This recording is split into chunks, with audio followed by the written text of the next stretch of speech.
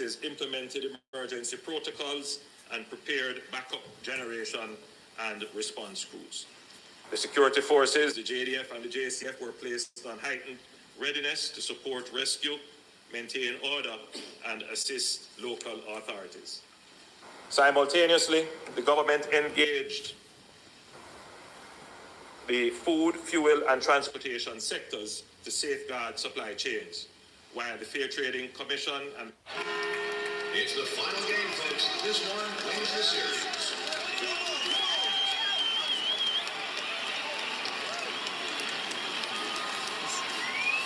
If it's important, it's not worth compromising, which is why with farmers, you don't have to compromise quality to get great savings on your insurance.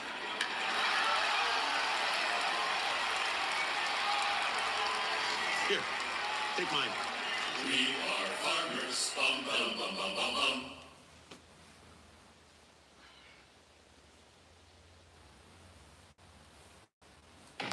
Got black fighter at 101 pound.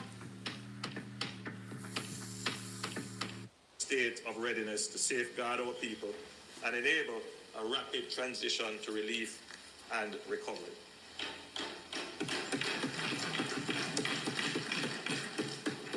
Madam Speaker, as we move forward from the initial shock of Hurricane Melissa, the government's response is being guided by a clear, structured, and disciplined framework. We are pursuing Hello guys, Parliament is in session. Overlapping phases. Let's sit back and listen to Parliament being in session, all right? Relief, stabilization and recovery. And then long-term reconstruction and rebuilding. Each phase carries distinct priorities, but all share a single purpose: protecting the lives and dignity of our people and restoring our nation with greater resilience than before. The immediate relief phase began even before the hurricane had fully passed. You're there. In those critical hours, our priority was to safeguard life and maintain essential order. You're there. Search and rescue operations were initiated in affected communities as soon as it was safe to deploy teams. You're there. A true charter. Emergency shelters continue to operate at scale. So when my traffic tell we said before Hurricane he had all these things put in place. Our uniform services secured critical infrastructure, while ODPEM, municipal disaster teams, and the Prime Minister said had all these wonderful things in place before Hurricane Melissa. This phase focused on shelters, Lord God, clearing access routes for emergency response personnel, and stabilizing high-risk areas to prevent secondary loss of life. You're there. Then we entered the emergency relief phase. The phase in which we are now.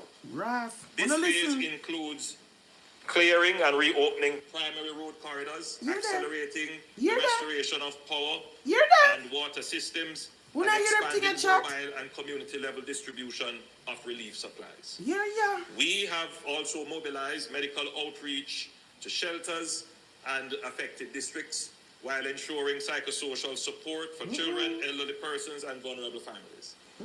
International humanitarian assistance, including airlifted supplies and technical teams, began to arrive and integrate with Jamaica's national response system.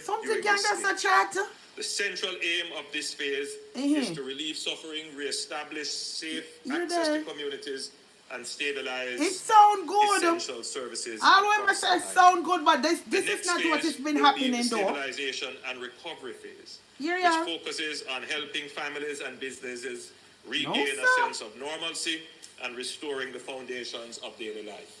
This includes bringing schools back into operation as quickly and as safely as possible.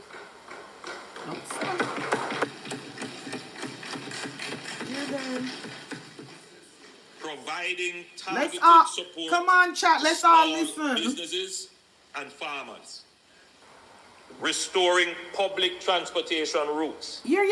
And accelerating the repairs of government all of that's so nice. Facilities. But households whose homes are habitable will begin returning from shelters, What do you mean when it's while those whose bother? properties were destroyed or severely damaged will receive temporary housing assistance and construction support. Yeah. Utilities will complete permanent repairs, and municipal authorities will operationalize debris removal and rehabilitation programs. This stage is about admins are not kin, all right? So, you just hold it down for me, admin. Resume work, I'm not looking at no comment. Life. Finally, Madam Speaker, the reconstruction and rebuilding phase will ensure that Jamaica emerges stronger than before. You're there. This hold phase it down will for see me, admin. major capital works begin to rebuild and climate-proof critical infrastructure, including roads, bridges, water treatment plants, health facilities, and power and telecommunication network. We're going to see those being built out. Housing reconstruction will prioritize stronger building standards, improved drainage, land use guidance, and support for our formal construction systems. We will partner with the international development institutions, private sector actors, and regional allies to secure financing and technical expertise. Throughout this phase, we will apply the principle of building forward better, ensuring that public investments not only replace what was lost, but reduce risk and improve resilience against future climate-related events. This is the phase where we overcome the adversity caused by this shock and come out ahead. You're there. With modernized frameworks and long-term planning for better resilience against future shocks that will be inevitable. Madam Speaker, Hurricane Melissa was not only a national tragedy. The Madam Speaker now mute her husband. The storm's 13-foot Juliet, you now mute your husband? On our western coastline. Backside. And up to 30 inches of rain in the central highlands revealed the devastating power of a new climate reality. You know, mute the mic here to them and notice. The era of once in a generation hurricane is over. In fact, the era of being hit by a hurricane once every 30 years is over. You're there. Imagine we were hit by Beryl. Then immediately after that, a tropical storm. Almost 6 weeks of consistent rains. And then this year, then drought. And then this year to be hit by a Category 5 hurricane. So, climate science confirms that storms are now intensifying faster, moving slower, and carrying more rain than ever before, emerging from warmer oceans and testing the limits of our infrastructure and preparedness.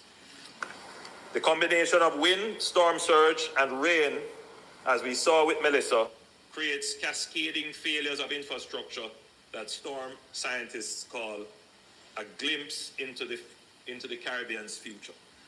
Andrew, try to tell on this like a man-made hurricane. At the same time, Jamaica's vulnerability is not limited to hurricanes. Andrew, they're an island in a seismically like a man-made hurricane himself, love. And our communities remain at risk of earthquakes and associated hazards such as tsunamis. The multiple hazard risk profile means that our investment in resilience must span across sectors and hazards rather than being narrowly focused. We have to mainstream resilience in everything that we do.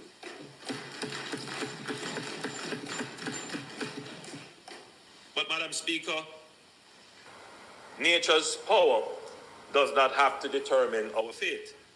Resilience is not beyond us.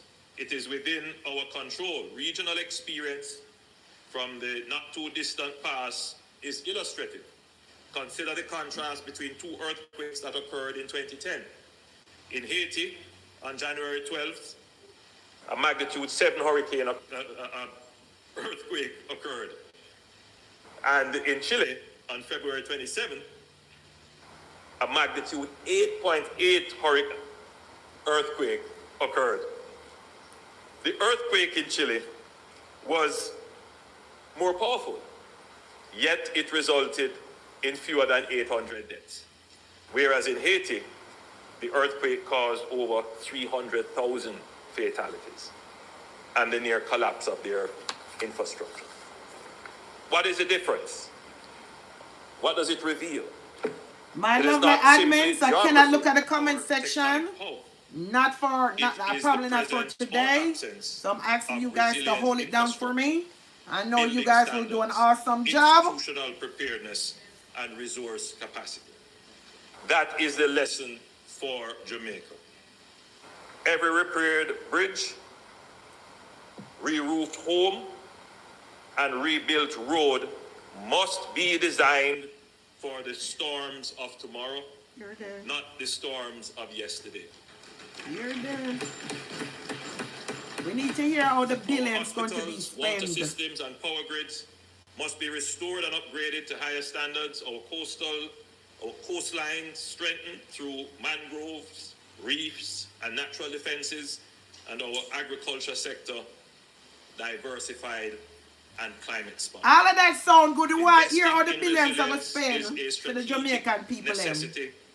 And for a country we can cut out some of the fancy talking. We know all of that what we would like for Jamaica. We want to know how the money ever spent. A single large-scale disaster can wipe out years of progress and impose long-term fiscal and social costs.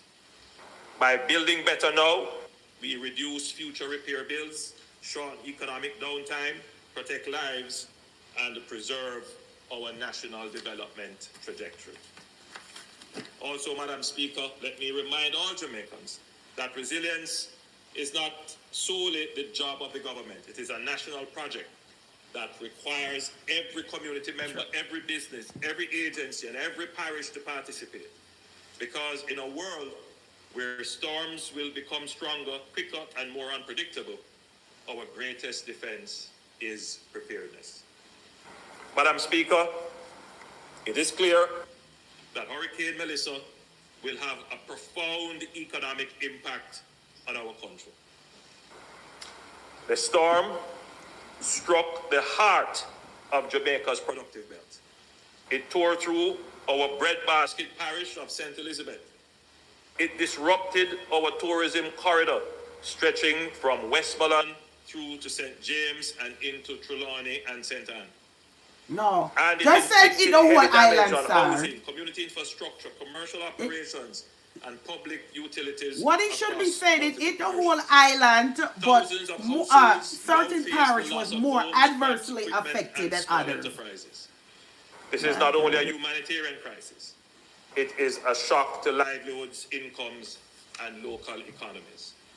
Madam Speaker, detailed assessments are still underway, but I wish to share very preliminary, high-level estimates only to illustrate the scale of the devastation. Based on benchmarks from comparable regional disasters, physical damage to housing, commercial buildings, roads, electricity, water, and telecommunications infrastructure is estimated between $6 to $7 billion US, equivalent to roughly that means they have enough money then to 32%. When you pay attention, chat, look at the numbers that he's quoting and the amount of money with them when get. Then they have more than enough money for put Jamaica back on the right track. Members, a major hit to our economy. And I want the country to come and sit on billions right now. Like we have never had a disaster of this magnitude with this economic footprint in terms of the impact. Not Gilbert, not Ivan, all of those were relatively small to our GDP. To lose 30% of your GDP is significant. So, still preliminary. I believe it is conservative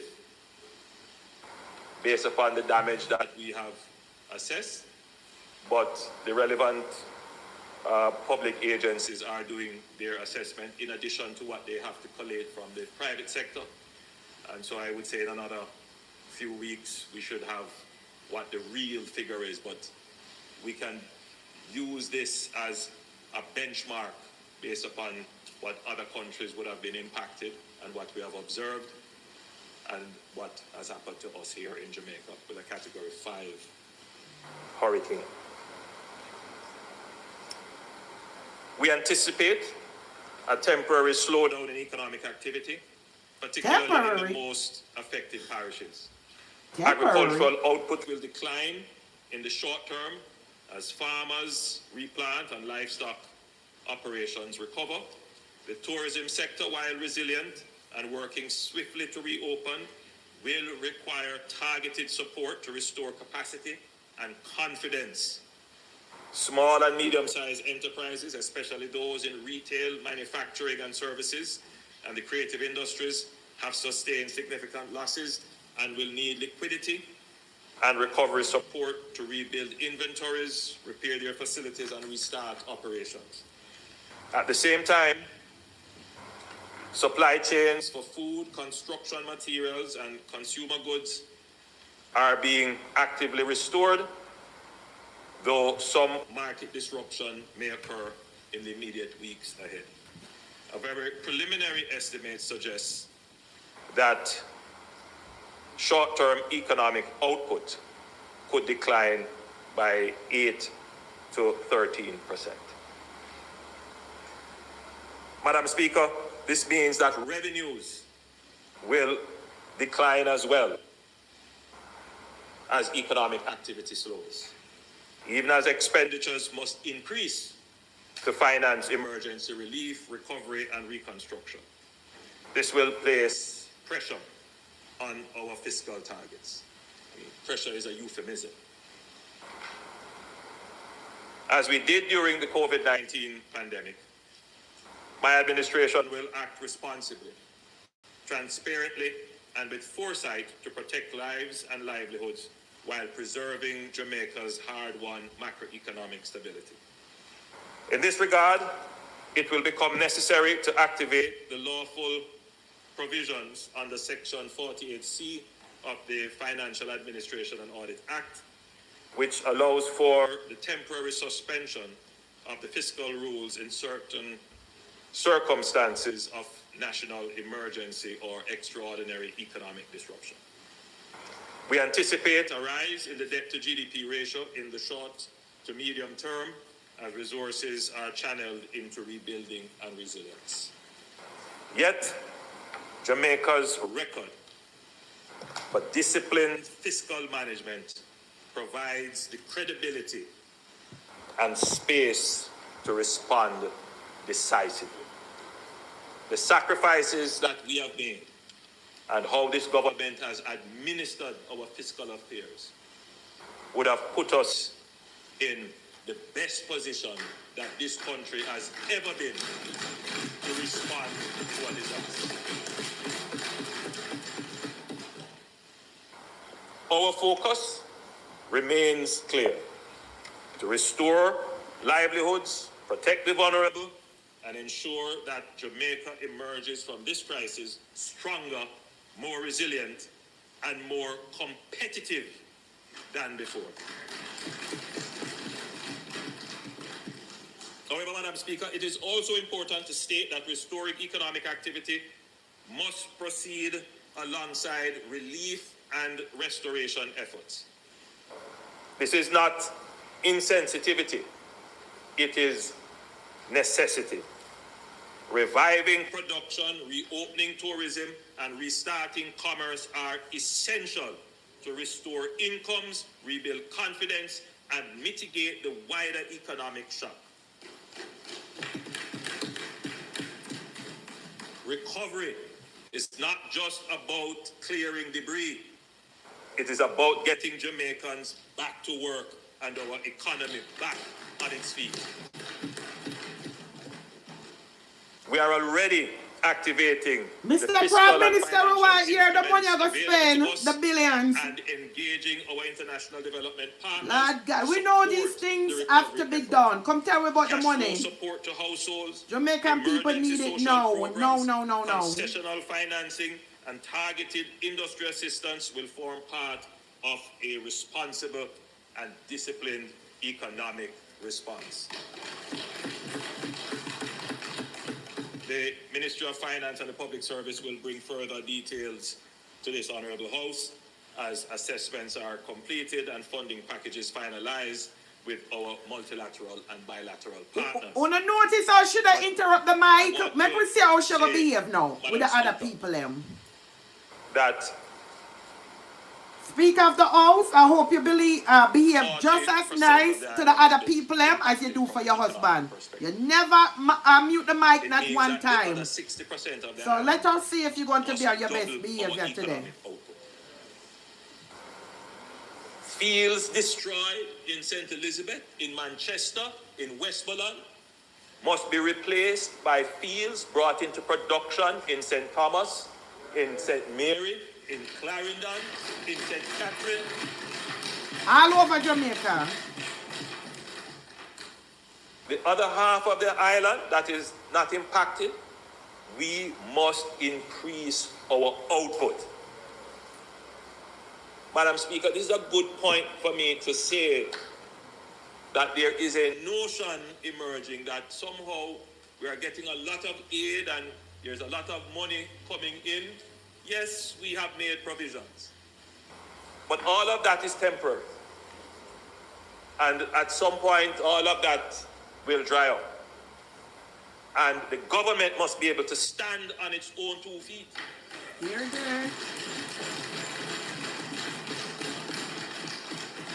And manage its finances, because while we intend to ensure that the relief phase is efficiently conducted, the recovery phase might be extended, and therefore with not just the loss of physical assets, but the requirement to spend on increased social safety net, vulnerable, welfare and social support, we will have to have the revenues to support it.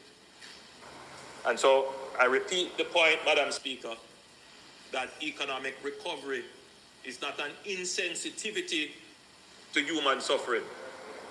Economic recovery, it is the way in which we bring human suffering to an end early. You're there. And those persons who are opposed to us going back to school and going back to work, get that out of your mind. You're there. Get the economy up and running right away. That is the only way. You're there. Only way we are going to be able to fund the recovery quickly. And I urge all Jamaicans to get that mindset in. For the half of Jamaica that has not been affected, your productivity will have to increase right away.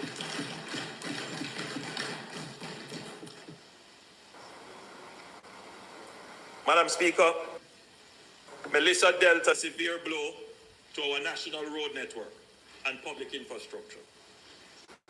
The National Works Agency reports that 151 roads were impacted island-wide, with landslides, fallen trees, flooded corridors, covered pavements, and breakaways, rendering many communities temporarily inaccessible. At peak, 134 roads were blocked, particularly across the western parishes most directly in the path of the storm. I'm pleased to report that through urgent mobilization of national and private resources, more than 1/3 of the affected corridors have been cleared or reopened to at least single-lane access. With Acorns Early, I'm teaching my kid how money adds up, starting with chores. Watch this. How much do you think this toy costs? $1. And this one? $2. Seaports, water treatment plants, and emergency shelters, ensuring that life-saving assistance and relief supplies can reach communities swiftly. This recovery effort is a testament to the determination and discipline of our technical teams and the spirit of Jamaican partnership. The NAA has deployed 14 parish-level technical field teams supported by engineers and administrative staff and working hand in glove with the Jamaica Public Service, National Water Commission, ODPEM, and the security forces. We have also activated the full capacity of Jamaica's contracting ecosystem. Major contractors, including our Spark project partners, Czech, and local road maintenance firms are assisting with heavy equipment. The private sector has stepped up. Bauxite companies, housing developers, You're there. and other equipment orders have volunteered machinery and operating time. I want to thank them. Community members armed with chainsaws and machetes have joined the effort, and we express our gratitude for their assistance. Don't call me right now. Don't call me. Of our roads. It's going to interrupt the live, please. At work. Simultaneously, technical teams are assessing bridges, river training structures, retaining walls, coastal revetments, gully systems, including the Sandy Gully and the north and south coast gullies, and the national traffic signal network. Once access is restored across all affected communities, we will transition from emergency access to full road rehabilitation, including surface reconstruction where roads have been washed out or undermined. Restoring drivability on major corridors and designing long-term resilient solutions will form a core part of our national reconstruction plan. Madam Speaker, on housing and shelter, Melissa has caused extensive damage to the nation's housing stock, particularly in western parishes. Leveraging the national geospatial intelligence capacity, the government has, for the first time in our history, executed a rapid, high-resolution national housing damage assessment. You're there. That's not This true. effort coordinated through the National Spatial That's Data not true, Management sir. Branch All you and mean by it's the supported by first in international history technology partners, that the government analyzed has more than executed. 428,000 buildings across Jamaica. You're there. Satellite data and drone verification indicate that Yeah. approximately 116,000 structures. We don't want sustained nobody to be severe bragging. The or people that need catastrophic help. damage, Tell us how the money going to be concentrated distributed. in Westmoreland, St. Elizabeth, and We Manchester. don't want here in this government. These It's the only findings government are now did this. guiding targeted relief and reconstruction planning across communities. This is a big change. Man said this is the only Madam government Speaker. ever did that. In Beryl, we didn't have this capacity, but we have since invested in, and we are now able to have more definitive and scientifically driven data as to the extent of the damage. This now will help us in budgeting, and it will help us in allocating resources. Madam Speaker, we are now transitioning from emergency sheltering to stabilization and repair. The ministry is conducting field verification in priority communities. Oh, so then they have a whole heap of emergency shelter. All the people were saying that there were no emergency shelters. As access is restored to The man said there was a whole lot of emergency shelters was still placed. Verification, accelerate roofing support, and deploy building materials, tarpaulins, and rapid repair kits. Did Andrew only, did the Prime Minister just mention that there was a whole lot of emergency shelters that were in place? Now the people out here saying otherwise. The data now being integrated into the post-disaster needs assessment will shape a resilient housing and building recovery program. Minister Montague has been asked to lead the process of determining the kinds of housing solutions and how they will be deployed, because we have to utilize new building technologies, including prefabricated and containerized solutions. Then, if that's the case, the prefab houses containers been here, sir. So why not give them out to the people? Be rapidly deployed. Minister Montague has been tasked to spearhead that program, and he has already convened a technical working But the prefab and the container houses are already here. So a lot of people can give houses, which is very soon. We have solutions that match the problem, but solutions that are easy to deploy and cost effective. Can't take this enough. With regard to electricity, restoration of power is proceeding in phases, prioritizing hospitals, water plants, communication, backbones, and dense residential zones. The all clear for restoration of utility services enable JPS and independent contractors to enter the field at scale, while the Ministry with responsibility for energy is coordinating grid stabilization and resolving localized issues such as low voltage and restored feeders. Yesterday, the JPS would have given an update on the status of electricity restoration. The government has given them strategic direction to make a priority to restore large commercial and urban centers in addition to critical public facilities. Moreover, they have been tasked in their grid restoration efforts to explore relocating, where feasible, the grid underground. We have given them directives regarding Montego Bay,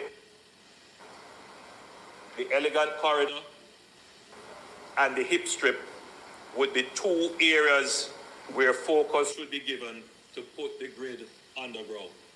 If other areas are feasible, going underground is expensive. So we have to balance between expense and getting the grid up. But if we're getting the grid up and we can get some resilience in it, then we have to get the resilience in. So we will balance as we can, but it wouldn't be possible for all the grid that we have to put back up to put it underground. But in areas where it makes strategic sense, then we are encouraging them and indeed directing them to ensure that that is done.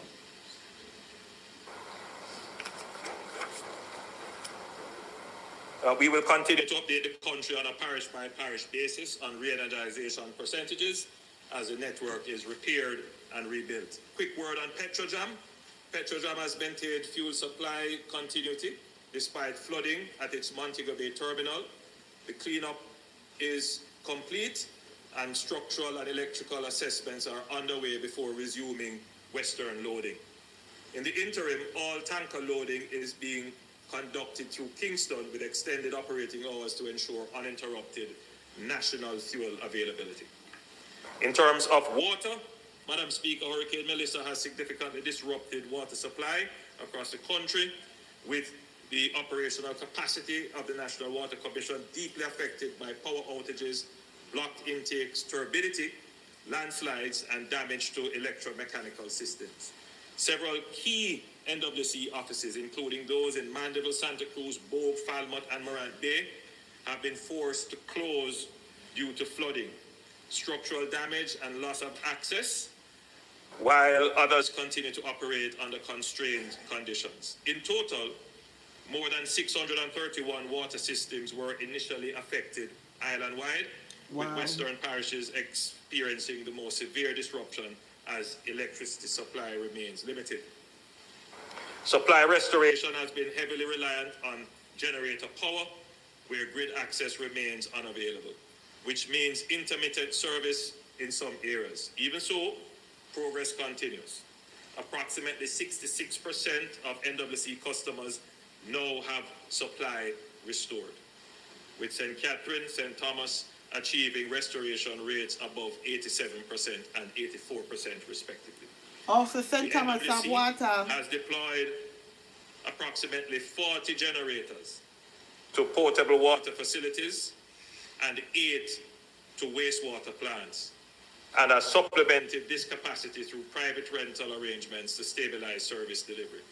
Madam Speaker, you'll recall that in Beryl, we weren't able to have this level of water restoration, primarily because we didn't have backup power for NWC. We learned the lesson, and we started to, one, a program to have all our major water supply have independent backup, and that is being worked on. But in the interim, we secured backup generation capacity, for which we are now benefiting from. Madam Speaker.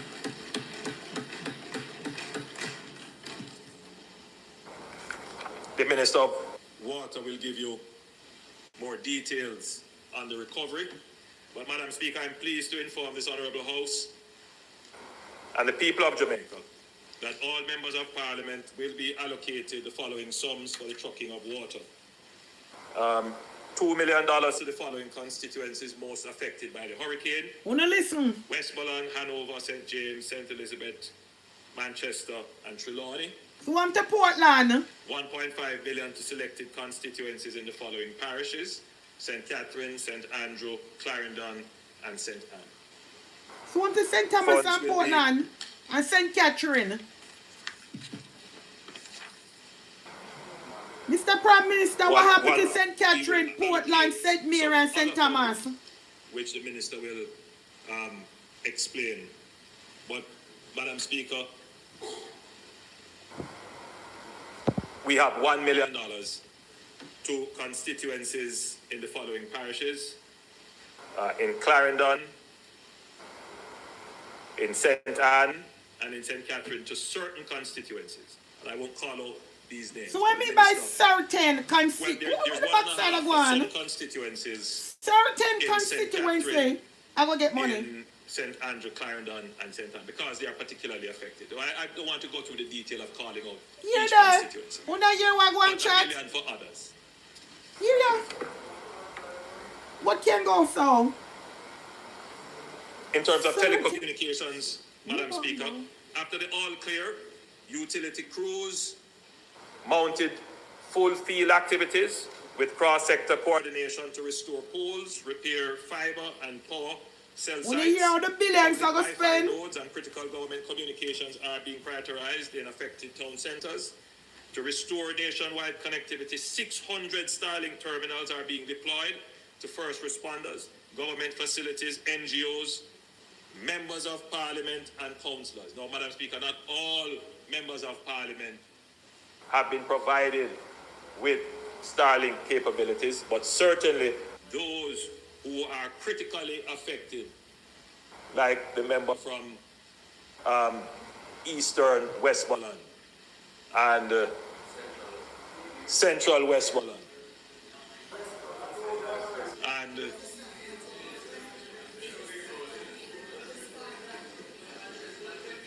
but the affected parishes have been provided.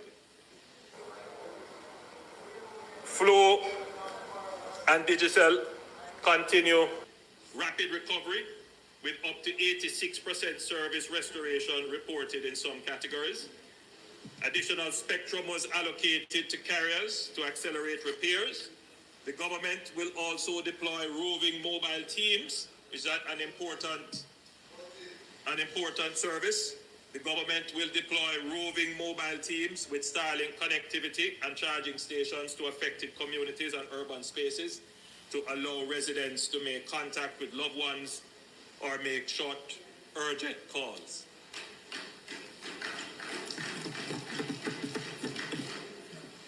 In terms of public transportation, the Jamaica Urban Transit Company infrastructure and fleet remains mostly intact, with only minor structural damage and limited operational disruption reported. The Portmore Depot experienced minor damage to the perimeter wall and electrical systems. Spanish Town saw minimal impact, and Rockford had minor ceiling damage. The Montego Bay Depot had significant infrastructure damage, with 4 buses sustaining severe damage. Fuel dispensing has been altered as electric pumps are inoperable, and the depot has no generator. 10 buses from the Montego Bay fleet can be mobilized once minimal power is restored to the facility. Additionally, some drivers are marooned in their communities due to blocked access roads and poor communications.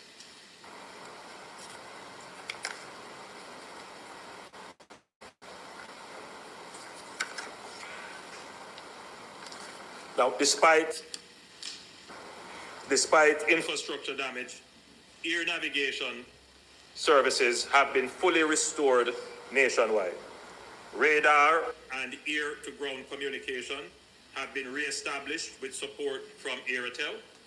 A 24/7 landing permit operation is in effect for humanitarian flights, and monitoring of unmanned aircraft, drones, is being strengthened to protect aviation safety. All airports reopened within 48 hours of the storm.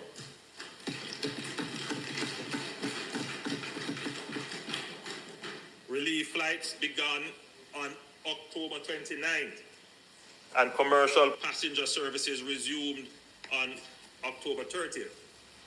From October 29th to November 2, airports processed 350 flights, including 162 commercial flights and 117 relief and military missions.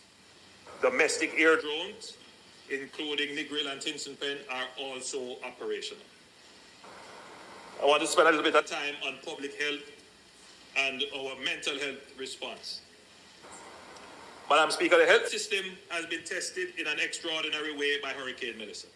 Even before landfall, the Ministry of Health and Wellness activated its Health Emergency Operations Center and deployed response teams across all regions. Hospitals transitioned to emergency-only services, and health centers remained open to support communities until safe conditions emerged. These early preparedness allowed the health sector to move quickly into its emergency response posture once the storm passed. The hurricane has caused severe damage to several major health facilities, particularly across western parishes. The Black River Hospital in St. Elizabeth, our type C hospital in that parish, suffered catastrophic roof loss, structural failure, and complete utility disruption, requiring the evacuation of 71 patients to Mandeville and Maypen. Falmouth, the Falmouth Hospital in Trelawney, lost most of its roofing and suffered extensive flooding, compromising electrical systems and diagnostic and clinical equipment. The Cornwall Regional Hospital, our key Type A facility in Western Jamaica, lost more than half of its effective capacity, including severe damage to temporary wards and the accident and emergency department. Noel Holmes Hospital and the Sablanamar Hospital similarly sustained serious roof and water damage, with power and water outages affecting patient services. These facilities are currently providing limited emergency services while staff continue rapid discharge where clinically safe and access to equipment integrity is needed. In primary care, the picture reflects a scale of national disruption. In the southeast of Jamaica, approximately 2/3 of facilities, and in the southern region, 2/3 of facilities are expected to have full operations within days. In the western region, where the impact was more severe, we expect a longer time for recovery for our primary healthcare systems. Several health centers have suffered significant structural damage, and temporary clinical spaces are being arranged to ensure continuity of care, especially for maternal health, chronic disease management, and child health services. To stabilize service delivery, the ministry will establish temporary field hospitals in the hardest hit parishes. These will provide emergency, inpatient, and outpatient capacity while permanent facilities are repaired. The ministry is also mobilizing medical supplies, pharmaceuticals, oxygen, and essential equipment to critical sites while conducting urgent testing and certification of hospital equipment to ensure safe reuse. Beyond clinical services, we are aggressively addressing post-disaster public health risks. Flooding, stagnant water, and sanitation disruption create favorable conditions for mosquito breeding and the spread of waterborne and vector-borne diseases. Public health teams are deploying enhanced vector control operations, including larvicide distribution to 120 households. A fogging campaign is being mounted now, Madam Speaker, with the support of private contractors and expanded field staff. Water quality monitoring is being intensified at all treatment plants with chlorination and turbidity testing to protect the population from gastroenteritis and hepatitis A and other water-related illnesses. Food safety teams are inspecting facilities and supervising safe disposal of spoiled food and livestock carcasses. Sanitation and other management operations are being strengthened to protect communities and reduce disease transmission. Madam Speaker, beyond the physical destruction and the economic disruption, the toll of Hurricane Melissa on the hearts and minds of our people has been profound. Families huddled together as winds howled and floodwaters rose. Parents worked desperately to shield their children from fear. Elderly Jamaicans, some recalling storms of decades past, relived deep anxieties as they once again face nature's fury. Many of our brothers and sisters have endured the unimaginable, the loss of loved ones, the loss of homes built over a lifetime, and the loss of lives and livelihoods that sustained entire families. There are thousands who, even now, are sleeping in shelters or with relatives, searching for stability in a world abruptly turned upside down. Therefore, Madam Speaker, the state must also address the emotional and psychological burden of the disaster. And by the way, Madam Speaker, it would not only affect our constituents, even members inside here are impacted. And I saw the grief palpably expressed by the member from Southern St. James.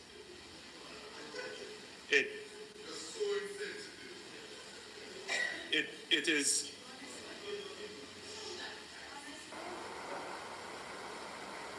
the impact of the hurricane, Madam Speaker, especially for our children. For many of them, they cannot come to grips with what has happened, to the disruption of their lives going to school, to the loss of people in their community, just the disruption in their regular meals. They are trying to come to grips with that. And with the hurricane also comes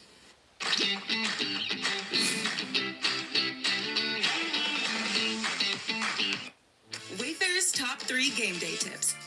First, create a cozy pregame spot. Next, grill from Parliment Hospital, Madam Speaker.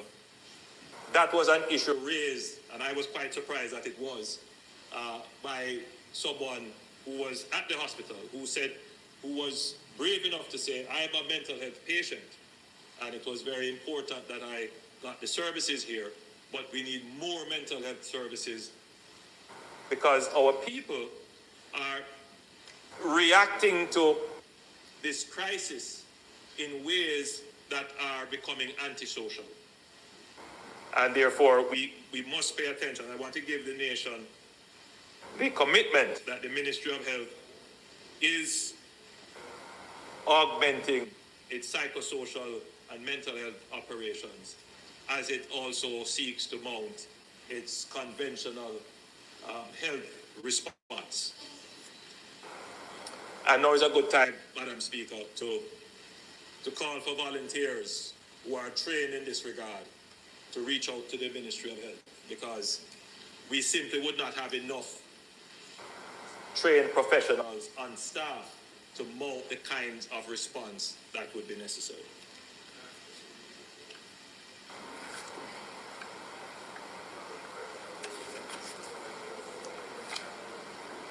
Madam Speaker, I now turn to the education system. Assessments are still underway, but we already know that many schools, especially in the western parishes, have been severely damaged or destroyed, and others across the island have also been affected. At present, 446 schools serving nearly 150,000 students face major disruption. We have all seen the images: roofs lost, classrooms flooded, learning tools destroyed. Many schools also face extended outages of electricity, water, and internet. The situation in the western parishes is particularly grave and poses a real risk of significant learning loss. Our children need their classrooms and the structure they provide. Every day out of school is a day of lost opportunity. Yet, Madam Speaker, we must also be pragmatic. The doors of many schools cannot reopen immediately. So while we move with urgency to repair and rebuild, we must act now to resume learning through innovative and flexible arrangements so that no child is left behind.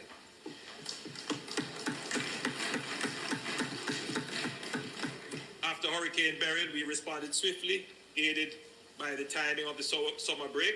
This time, we must move even faster as Hurricane Melissa offers no such reprieve. Our focus will therefore be on three clear priorities: safe reopening, where facilities permit; continuity of learning through blended, remote, and alternative sites where needed; and accelerated reconstruction to return schools to permanent classrooms, to return students to permanent classrooms as soon as possible. Madam Speaker, we successfully navigated the education system through the global pandemic and the aftermath of Hurricane Beryl. We will do so once again. We will get our children learning safely, swiftly, and in stronger, smarter schools than before.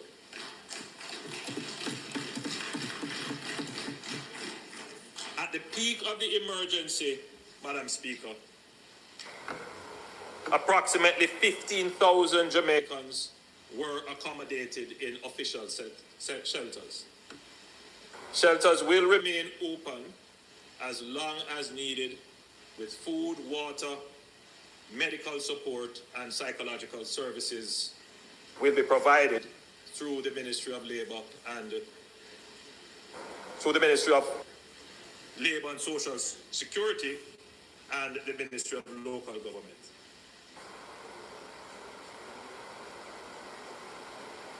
Madam Speaker,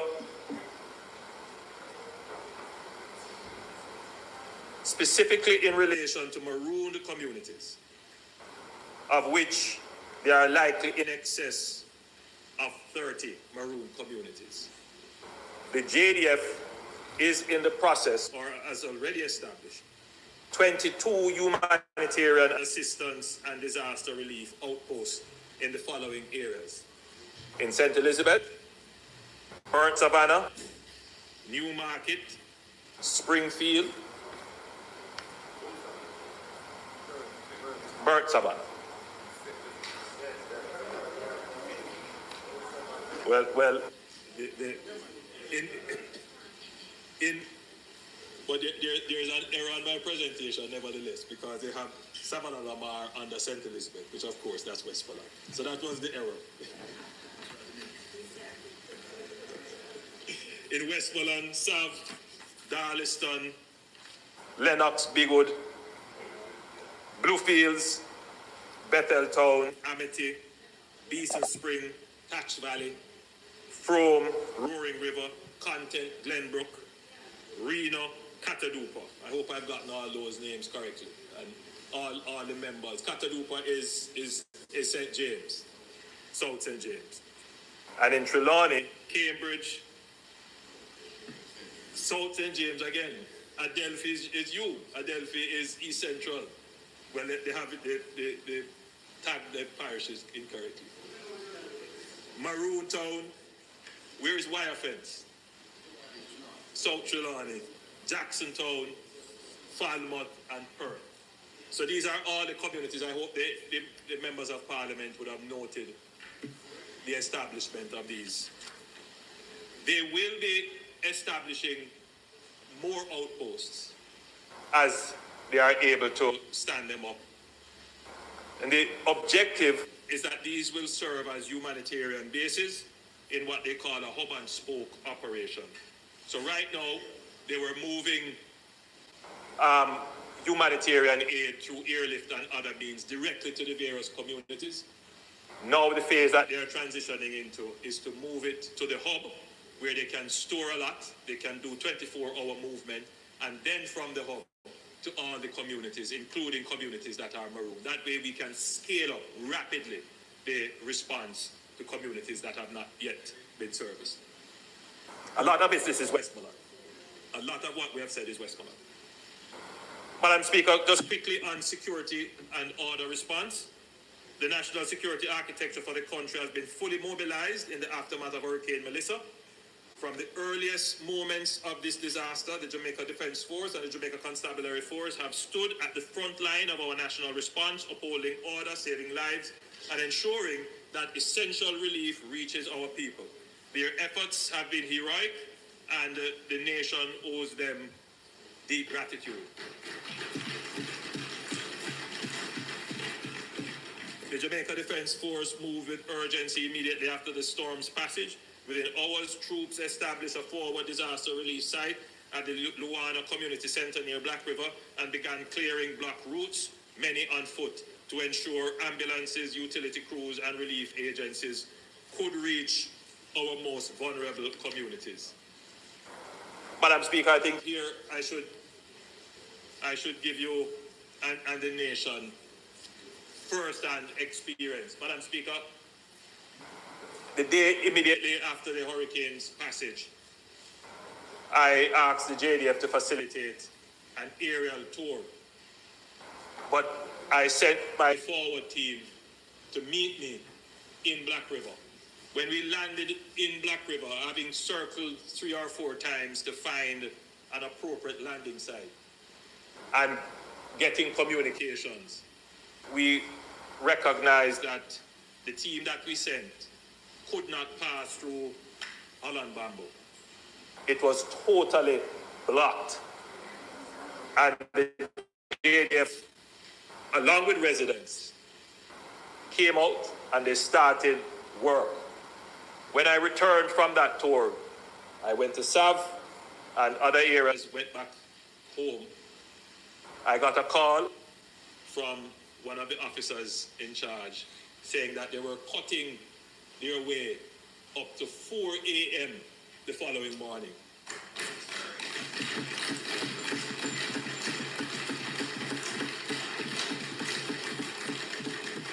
The entire stretch was blocked. It was compounded because there were vehicles trying to get in, blocking the convoys, and it was chaos, but they managed.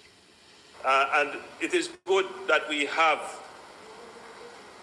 a reserve of logistics capabilities and an engineering and operational force like the JDF, that we call on them in times of disaster. Madam Speaker, the JCF is not to be outdone, because whilst we look upon the police mainly as a security force, you would be surprised that they fill the gap, being the social worker, being the firefighter, helping with medical issues, in addition to, well, the commissioner led the way with his power saw cutting down trees, but you can see that they were multifunctional in the disaster, and again, commendations to them.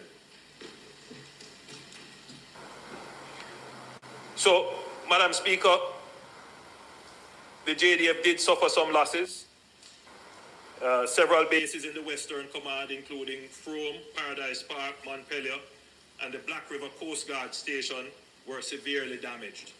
And we will ensure that these are rebuilt very quickly because that's important to stand up the operations. Working with the Ministry of Labour and Social Security, the JDF has established a major relief hub at Upper Camp, producing and distributing more than 11,000 family care packages delivered by both ground convoys and helicopter missions, including support from the U.S. Chinook aircrafts. This operation represents the highest standard of joint civil-military coordination and underscores the discipline and capacity of our armed forces. We also recognize and appreciate the international cooperation that has strengthened our security response. Support has come from the United States Southern Command, the government of El Salvador, with 287 personnel deployed, Canada through its operational support hub, the United Kingdom with an offshore patrol vessel, and regional partners including Belize, Bermuda, Guyana, Trinidad and Tobago, Barbados, and the Cayman Islands, which have provided support and aerial support, including helicopter support. This international solidarity has, and Venezuela has provided humanitarian relief. This international solidarity has significantly boosted our humanitarian and security operations. Madam Speaker, even as the JDF has worked tirelessly in the field, the Jamaica Constabulary Force has executed its mandate to maintain public order and protect infrastructure. More than 12,000 police officers were mobilized across all divisions before the storm's arrival, with incident command centers activated and integrated into the national and parish emergency operations. Following landfall, the JCF immediately transitioned to securing communities, protecting hospitals, water facilities, Petrojam and our airports, and escorting relief supplies into affected zones. I'm pleased to report that due to early planning, strong community cooperation, and visible police presence, we have had no major looting or disorder incident to date.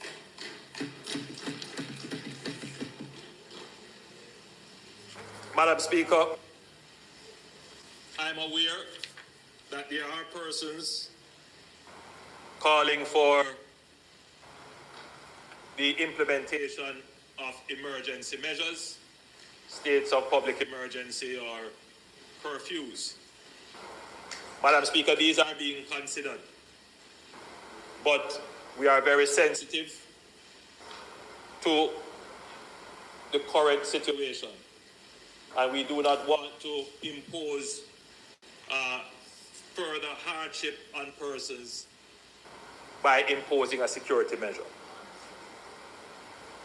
At some point, however, when we have established, as we are now doing, the hub and spoke for a supply chain operation to ensure that there is a consistent flow of relief into communities, that will have to be protected.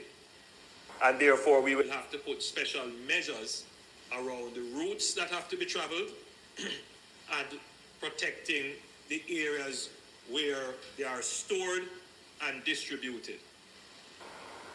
As well as, Madam Speaker, we have to consider the availability of the human resources. And so there are areas that are sensitive that we will have to man and have regular foot patrols and the like. And therefore, it may become necessary in moderating that to have curfews and other measures put in place. But we are not at that point just yet. But these things are being planned out so that the security operations don't come into conflict with the humanitarian situation that currently exists.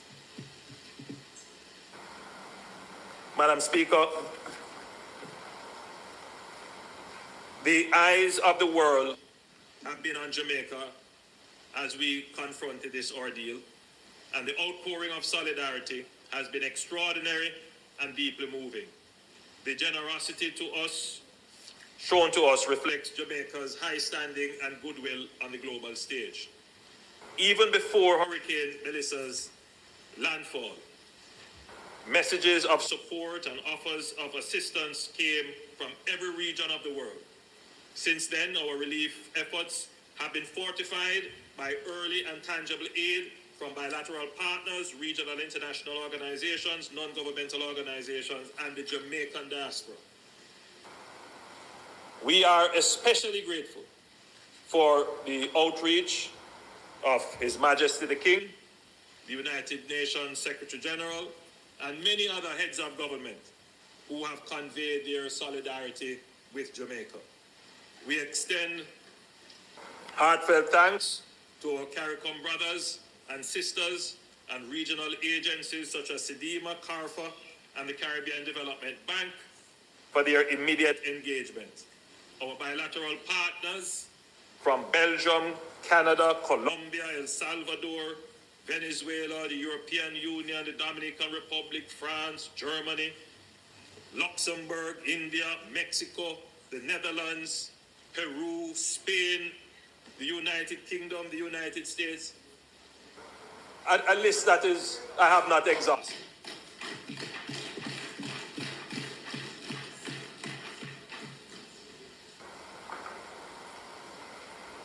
China, Japan, they've all committed support.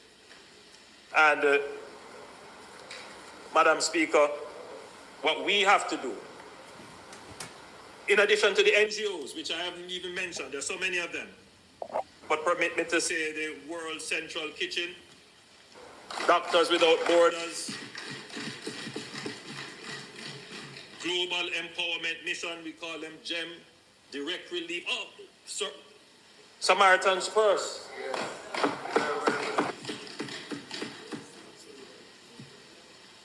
And of course, our own food for the poor.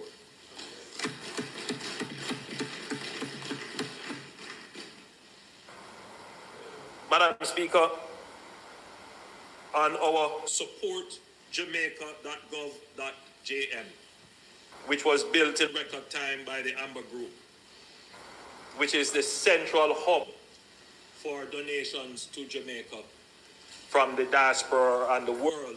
We have so far raised 170 million Jamaican dollars in contributions on that platform.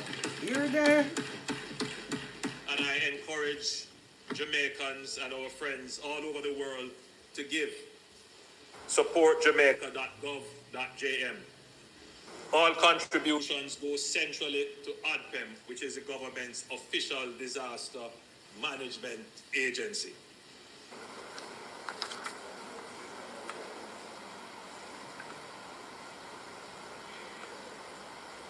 Madam Speaker, I wish to make some important announcements as to how we are going to be managing the disaster.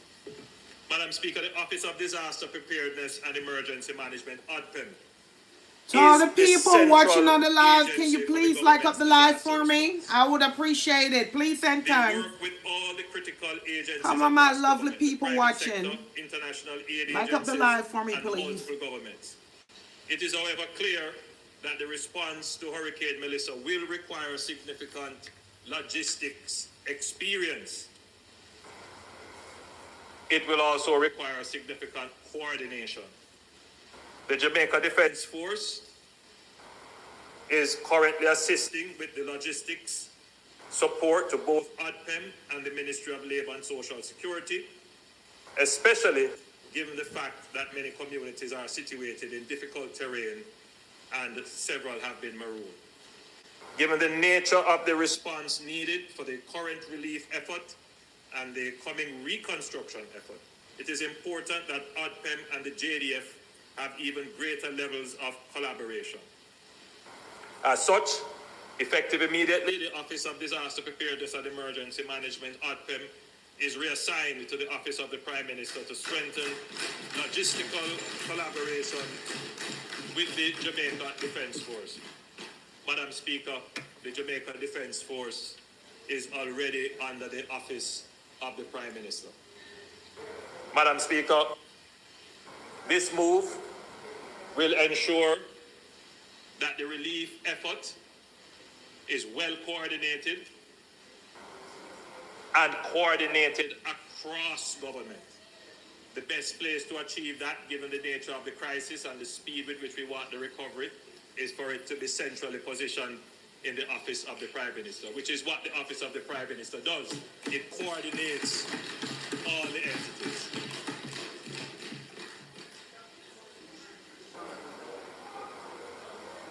This realignment establishes virtually a single point for emergency logistics and further tightens coordination with relief partners. This is about speed, Madam Speaker.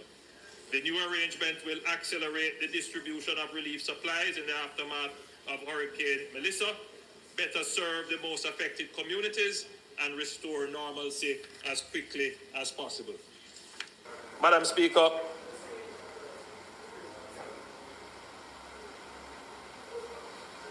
from a strategic perspective, and it is important that this be said, I've just listed the level of international response and NGO response.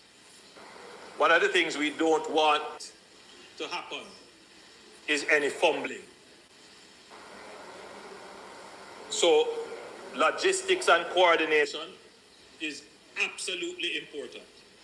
And what we will create, Madam Speaker, is a plug-and-play system. Government can't do it all. We are the first to recognize that.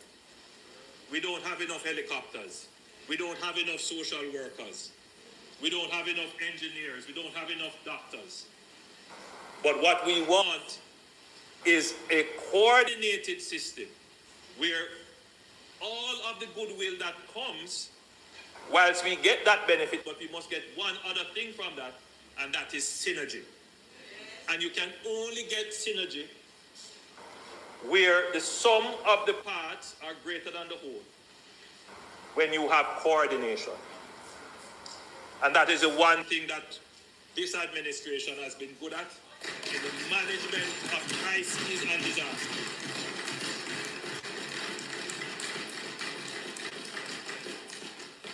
So we are going to create that plug-and-play operation to take advantage of the goodwill.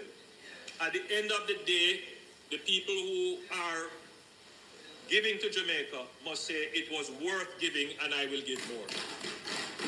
At the end of the day, they must...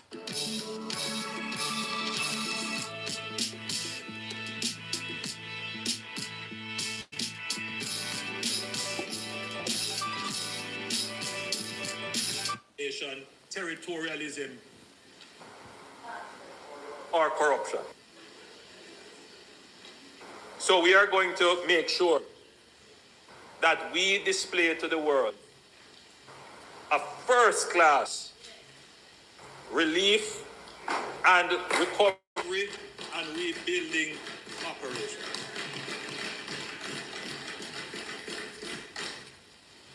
Madam Speaker, the passage of Hurricane Melissa has left debris, disruption, and dislocation in communities across the island. To accelerate recovery and restore order, the government will launch a national cleanup week. The Minister of Local Government already explained what that will be, but it will be the mobilization of the NSWMA, the NWA, and other entities that have capacity with the removal of debris. Now, it may very well be a cleanup month based upon the level of debris that has to be moved. In this effort, the members of Parliament will be called upon to play a critical role. There is a sense, Madam Speaker, that I've heard being bandied about that some members of Parliament were not integrated into the operations, or that there was some kind of favoritism where some constituencies got and others didn't get. Madam Speaker, let me stand here and say that there was never any intention or action on this government designed to marginalize, discriminate, isolate, alienate any member of Parliament.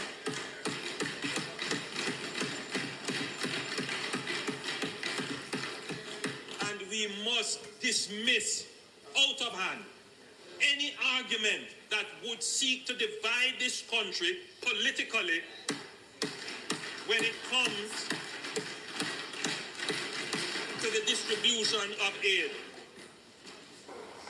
As far as I'm concerned, every Jamaican is entitled to the aid that comes in and to the spending of the government. There will be no politicization of aid. It never happened in COVID, it never happened in Beryl, and it will not happen. Madam Speaker, I can point out to you that the member from Eastern Westmoreland made his public comments. I saw them. I reached out to the leader of the opposition. I recognized your pain in what you said. I saw your public comments. I recognized the pain in what you said, and I asked the member from Southeast Clarendon, the Minister of Labour and Social Security, to reach out to you. It is only a matter of logistics why I was not able to land in Darliston or in White House. My friend, if the helicopters could have landed me there, I would have landed there, and I would have been by your side if I could find you. There was no attempt whatsoever. And the suffering of Jamaicans in your constituency, the suffering of Jamaicans in the constituency of Northwest St. Elizabeth is of concern. There are constituencies over here that we have not reached. Southern Trelawney, we haven't reached. Northwestern St. Elizabeth, we haven't reached. So all I'm saying, Madam Speaker, and to Jamaica, I must stand up firmly and close the door on any attempt to politicize aid in Jamaica.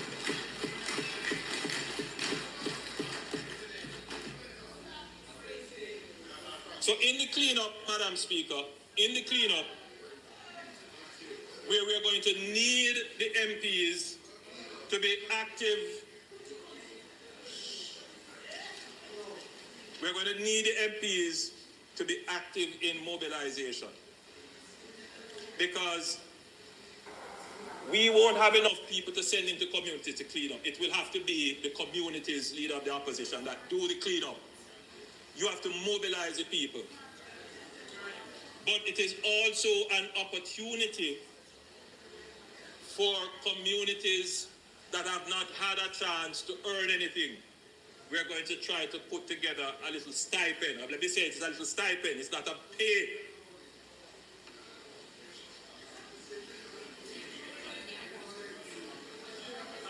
We will provide colleagues. Thanks for watching, my lovely people. Can you like up the live for me? I appreciate you guys liking up the live.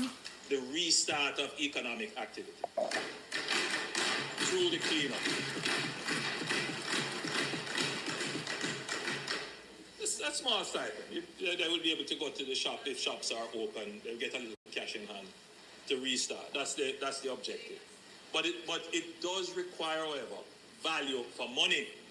And that is why we're going to need the MPs there to ensure that we get the value for money. And I think that is only fair. The program is being developed. We will have to budget it, but you can start to prepare for that program. The minister very shortly will come and announce how that program will operate. But we really need to move the debris because it's a health hazard as well as an economic obstacle in many instances. In terms of housing support, Madam Speaker, across the island, our first priority has been to deliver food, water, and medical support to every affected community. But we know that beyond these essentials, the greatest need is now shelter. Too many of our brothers and sisters have lost the very roofs over their heads. To address this urgent need, I am announcing a building support program for households in the most affected parishes as follows, and this will be an MP-driven program again.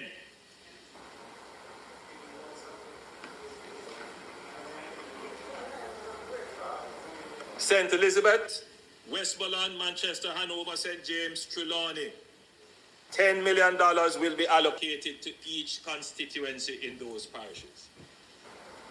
You know, there was a debate in this house about whether or not any distribution to MPs should be done on a constituency basis equally. And I am of the view that every seat is equal. But in a disaster, that cannot hold. In a disaster, that cannot hold. In a disaster, that cannot hold. And I hope that MPs who were not as badly affected will not put pressure on me to make increased allocation. And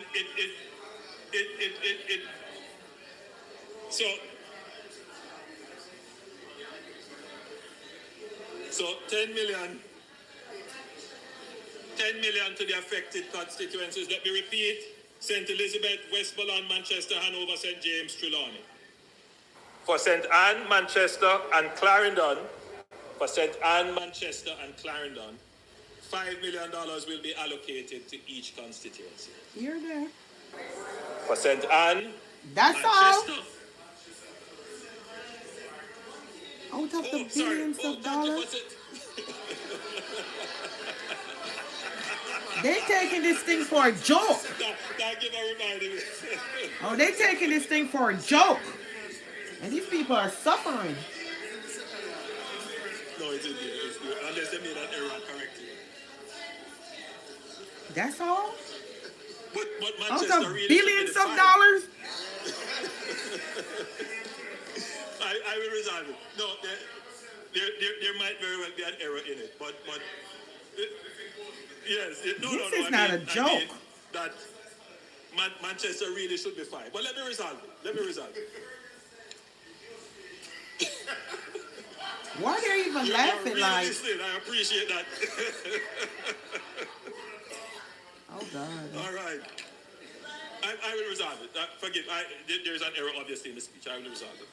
I will resolve it. And for the other constituencies, $3 million per constituency. I think it's a fair. This is not even funny. These people lost their house, their life. This is not even a time for anybody to be laughing. I don't find no humor in this shit. And I will resolve the issue with Manchester. Madam Speaker, in addition to this, the National Housing Trust has activated a comprehensive package of support measures to help its contributors and mortgagors recover from the devastation caused by Hurricane Melissa. First, I wish to remind the public that all NHT mortgagors are insured under the Trust's House Owners Comprehensive Policy, which covers damage from hurricane, storms, floods, fire, and other perils. The NHT has already mobilized its branches island-wide to help mortgagors prepare and process their insurance claims quickly and efficiently. Second, recognizing that many families will need time to prioritize home repairs, the NHT will grant an automatic 6 months moratorium on mortgage payments for mortgagors in the worst affected parishes: St. Elizabeth, Westmoreland, Hanover, Trelawney, St. James, Manchester, and St. Anne. This measure will assist some 20,000 homeowners. For all other parishes, the NHT will continue to consider individual moratorium applications for those who have lost income or face special hardships. Third, the Trust will introduce a special home improvement loan of up to $3.5 million at an interest rate of 2% available to both existing mortgagors and contributors who need to repair or rebuild their homes as a result of Okay. Finally, to further ease burdens, the NHD will provide a special grant of up to $500,000 to contributors to repair damage to their homes for those who the NHD will provide a special grant of up to $500,000 to contributors to repair damage to their homes or those of immediate family members. So we have kind of extended it a little bit. Grants will be awarded based on demonstrated need and the level of impact. So this is an assessment-based grant. Madam Speaker, we're also working with our international partners and the private sector to identify housing solutions, as I said before, that can be rapidly deployed at scale across most parishes. And as I said before, Minister Montague is working on that. There are some really viable pre-built, prefabricated housing solutions. They may not be block and steel, but they are very durable and can be rapidly deployed as shelter solutions. Madam Speaker, in addition to the $1.5 million that had already been allocated to each constituency before the hurricane, which was for emergency relief, food, medicine, tarps, and so forth, I'm announcing an additional $1.5 million, which the leader of the opposition already announced it for me yesterday. The nation should know that we talk. And it looks like I'm telling him too much because he's announcing the things before I...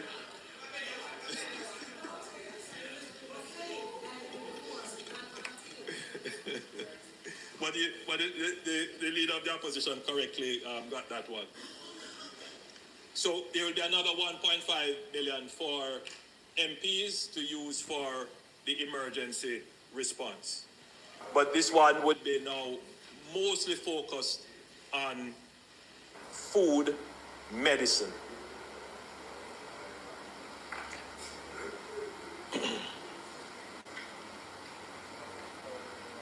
Now, Madam Speaker,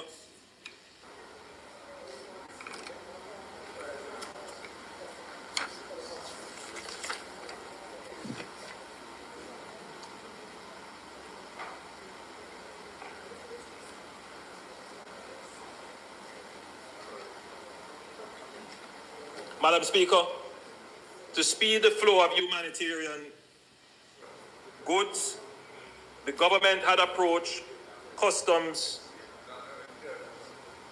Madam Speaker, to speed the flow of humanitarian goods, the government had approved customs duty and GCT exemption for the importation of relief supplies for one month, expiring November 28th. Recognizing that recovery efforts are ongoing and will extend beyond this 1 month period, we will extend this relief period by a further month to the end of December 2025.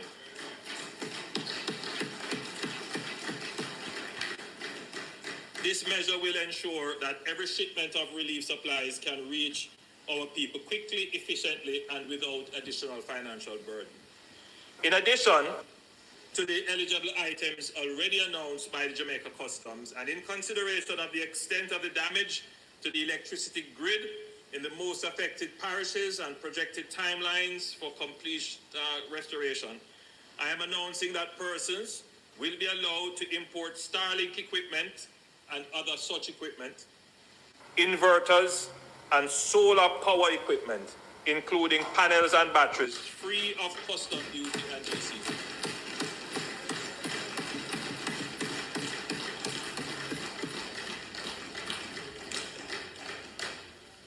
Madam Speaker, this is in an attempt to get power and communication back into the communities that really need it. Now, I know others will take advantage of it, but I appeal to every Jamaican. If you can buy 2 Starlinks and send one to a family or a community, do it. If you can buy solar batteries and solar panels and give it to a community or to a household in the affected parts of Jamaica, please do it. I will look into that because they are already giving a loan. But I know that when we give up these revenues, others will benefit from it who don't really need it. So I've asked Jamaicans to use your conscience. Ensure that the other half of Jamaica that is suffering now benefit from this relief. Madam Speaker, while the needs across our nation are indeed great, we must also remain judicious and disciplined in the use of public funds. So, Leader of the Opposition, I couldn't give $50 million just so.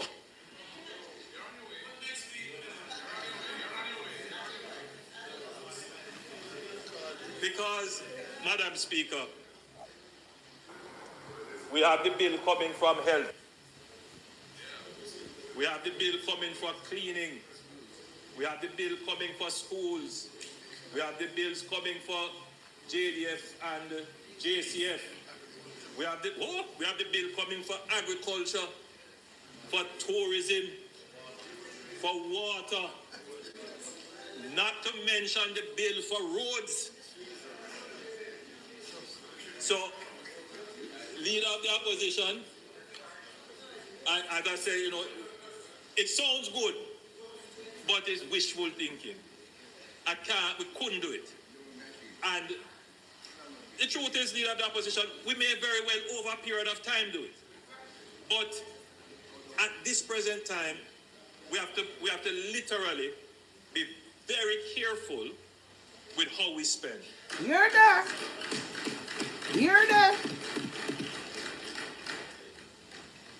So, the truth is, Leader of the Opposition, as we speak, we see that there are other weather systems forming. We don't know. So we just have to be very careful with the resources that we have. With the money. And that's why I give the assurance that what we have will be fairly shared for every Jamaican. I want to announce two other things.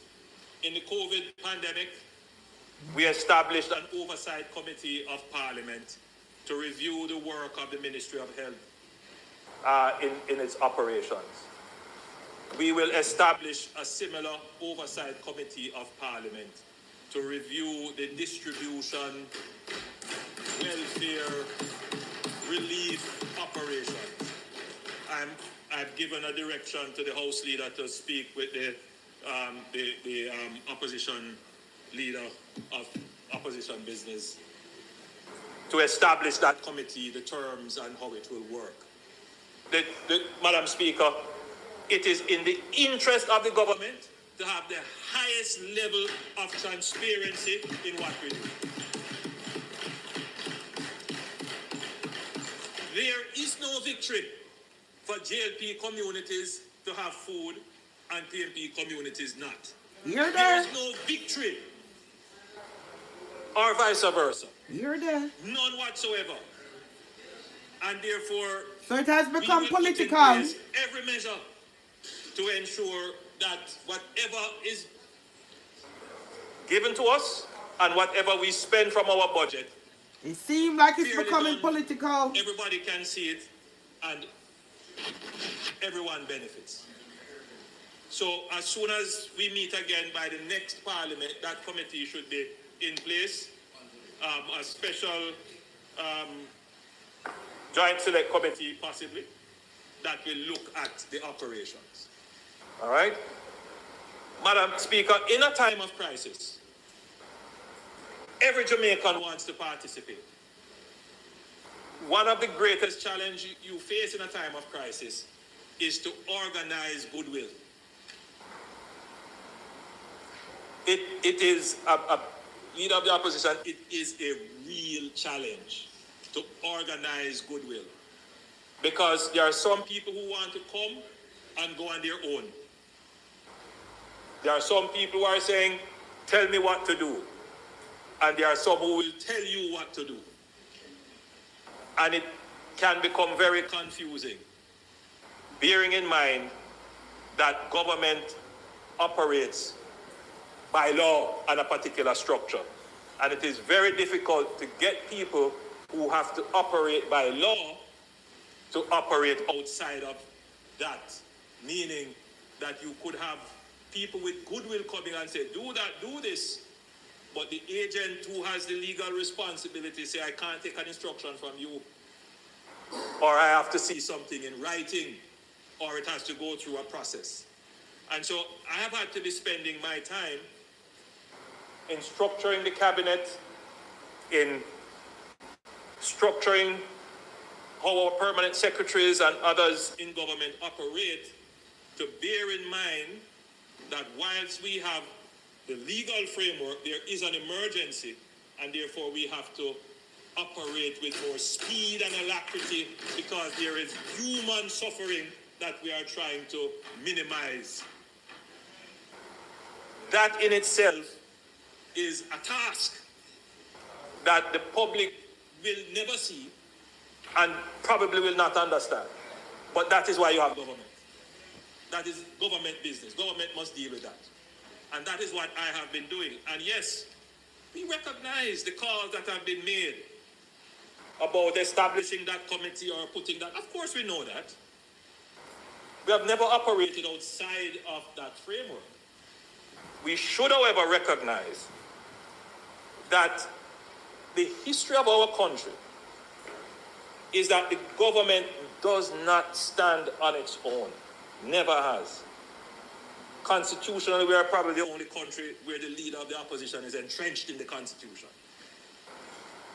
That it means that I can't go off on my own as Prime Minister. Pay with Klarna everywhere. Choose debit or pay later. Sign up with Klarna and get your card in 60 seconds. Don't compromise quality insurance for savings or your time for this ad. Hit that skip button. Or our churches play a fundamental role in governance. So too our private sector. The question is now, how do you bring all of that together in a framework that satisfies everyone's purpose for participating, but at the same time delivers the best result for the people? That takes a little time to work out. We have people who have international reach, international influence, people in high offices all over the world. We have to put in place a structure that, if they were to use their office, it's meaningful. They don't meet up on red tape and bureaucracy and then get frustrated and say, I can't bother with Jamaica. So before I pull people in, I have to make sure that when they come in, there is something meaningful for them to do. And we have been building that out. So I've had a discussion with Prime Minister Pattison and Prime Minister Golding. Yes, they are former Prime Ministers, but I always refer to them as Prime Ministers, because that is the respect I pay to them. So I've had a discussion with them, and they're eager to help. But we have to find the right mechanism as to how they can give support. And we are in dialogue as to how that could happen. There are other Jamaicans in high offices all over the world calling me up, I want help, I want to help. We are working out how that can be. Now, in the phase that we are, which is the relief phase, there's not so much to do other than to make sure the logistics work. Because in the relief phase, what you need is that aid comes in, it moves to a storage area which is central, you record it, which is what ADPEM does, and then the Ministry of Labour and Social Security, the Ministry of Local Government say, hey, here are the communities, here are the people, and the JDF works out the logistics for movement, where private sector vehicles and other vehicles and trucks and whatever can assist in moving them to the hub in the region, and then they are broken down into spokes into various communities. And that is what we are trying to establish now, because that supply chain operation has to stand up for at least 2 months. And then, of course, Parliament has to have oversight on it. Why is this community getting and not that community? Hey, you forgot that community. Hey, you should put some more. That's what the oversight committee will do. And that's how that relief I'm expecting will operate. But we will have to immediately, almost in parallel, transition to recovery, where we have to answer difficult questions. Should Black River be where it is?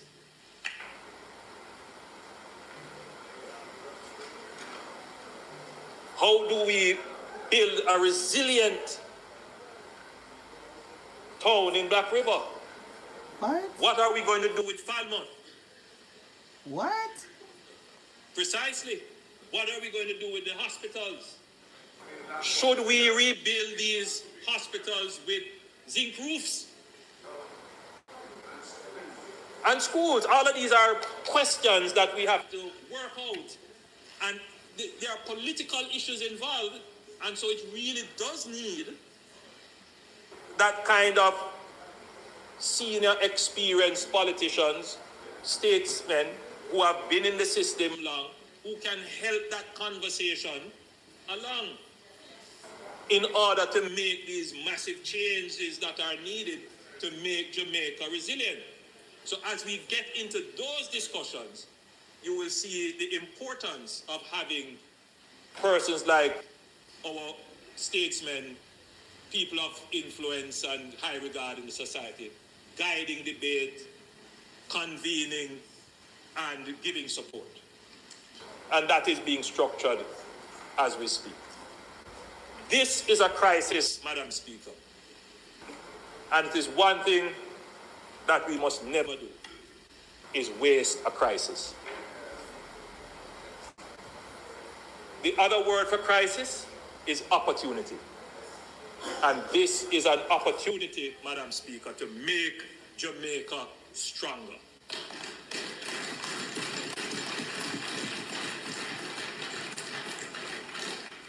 So as I close, Madam Speaker, I want to thank all Jamaicans who have participated in the national effort to ensure that we are recovering, that our brothers and sisters in the other half of the island that was struck, that they are getting relief. It is not perfect. I am certain that as I speak, there are communities now that have not yet been reached, that there may very well be bodies that have not yet been collected. I am certain that there is a child that is hungry as I speak. But as I speak, I know, Madam Speaker, that the systems are being rapidly put in place to ensure that that human suffering comes to an end very quickly.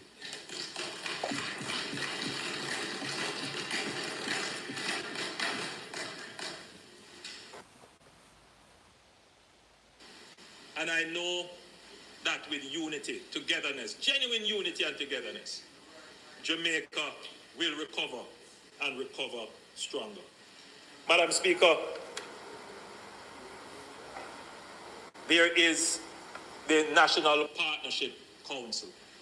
Again, a feature, has become a feature of our government. I intend to call the Partnership Council either this week or early next week, depending on diaries and availability.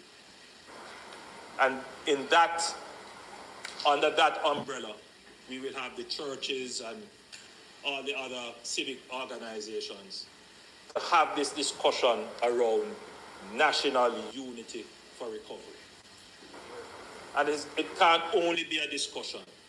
There has to be commitment to unity. And as I stand here, Madam Speaker, I am committed to a unified approach to the recovery.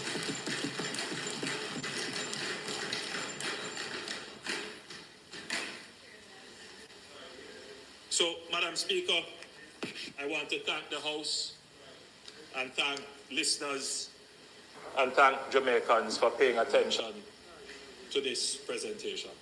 God bless Jamaica.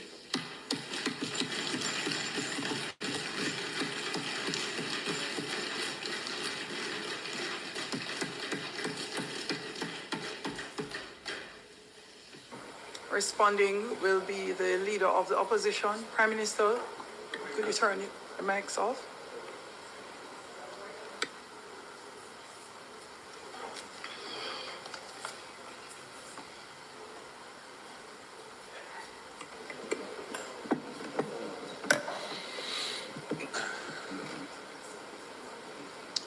Thank you, Madam Speaker.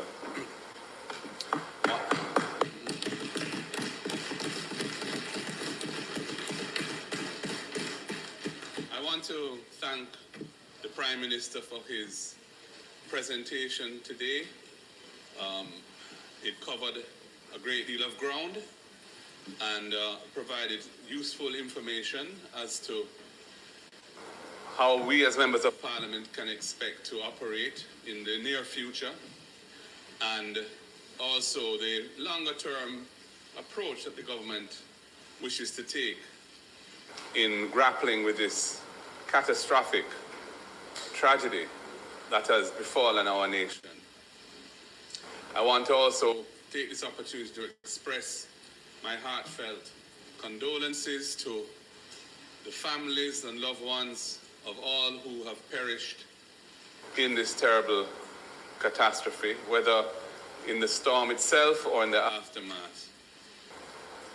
And to express my sympathies to the thousands of Jamaicans whose lives have been severely disrupted by the impact of this cataclysmic hurricane.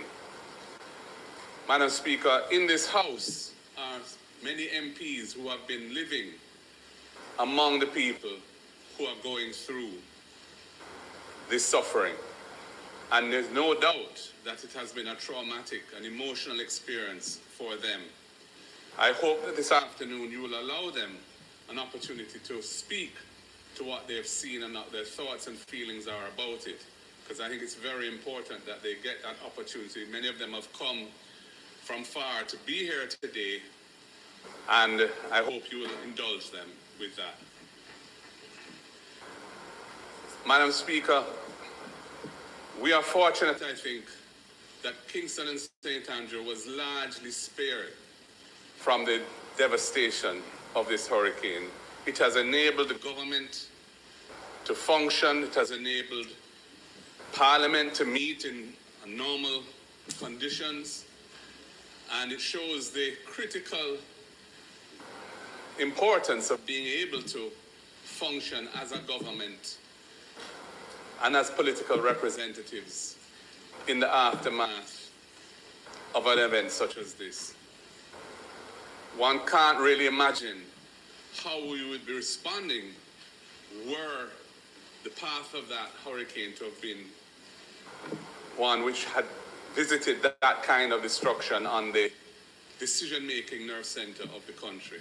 And it's something we have to bear in mind as we plan for the future.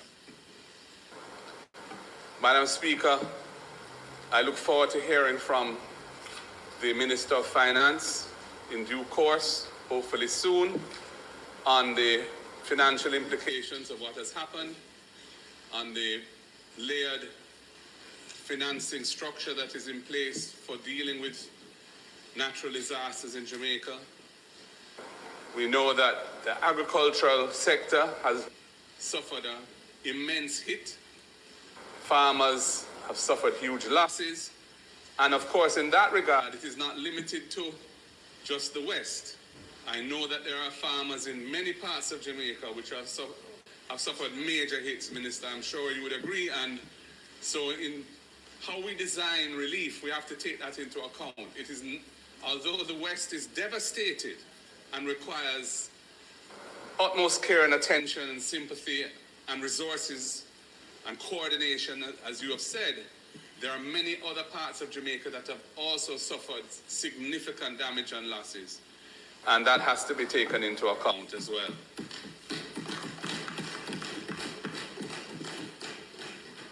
I think everyone in this House must be extremely concerned about the impact of the hurricane on our students.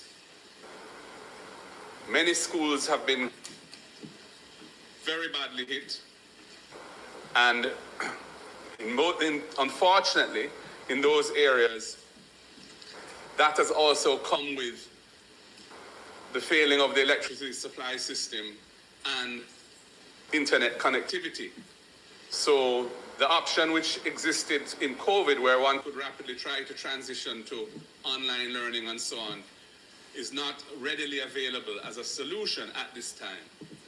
This means that we have to have a very creative and flexible approach to bringing students back into the education system to minimize learning loss. Take into account the need to do so safely, and also take into account the psychological impact that this hurricane has had on them, and indeed their teachers, principals, and everyone else involved in the education system. And we look forward to hearing more of that in due course. Madam Speaker, right now, there are tens of thousands, one doesn't know the number. House Leader, the member's time for speaking has expired. The standing orders were not suspended. The standing orders, Leader, the standing orders were not suspended to allow for the completion. Could you please move? So move. Madam Speaker, I ask that the standing orders be suspended to allow the Leader of the Opposition to complete his presentation. Here they start. Here they start. Yeah. Those in favor? Those against? The ayes have it. Thank you, Minister, and thank you, Madam Speaker. I appreciate that indulgence. I think that's a good start.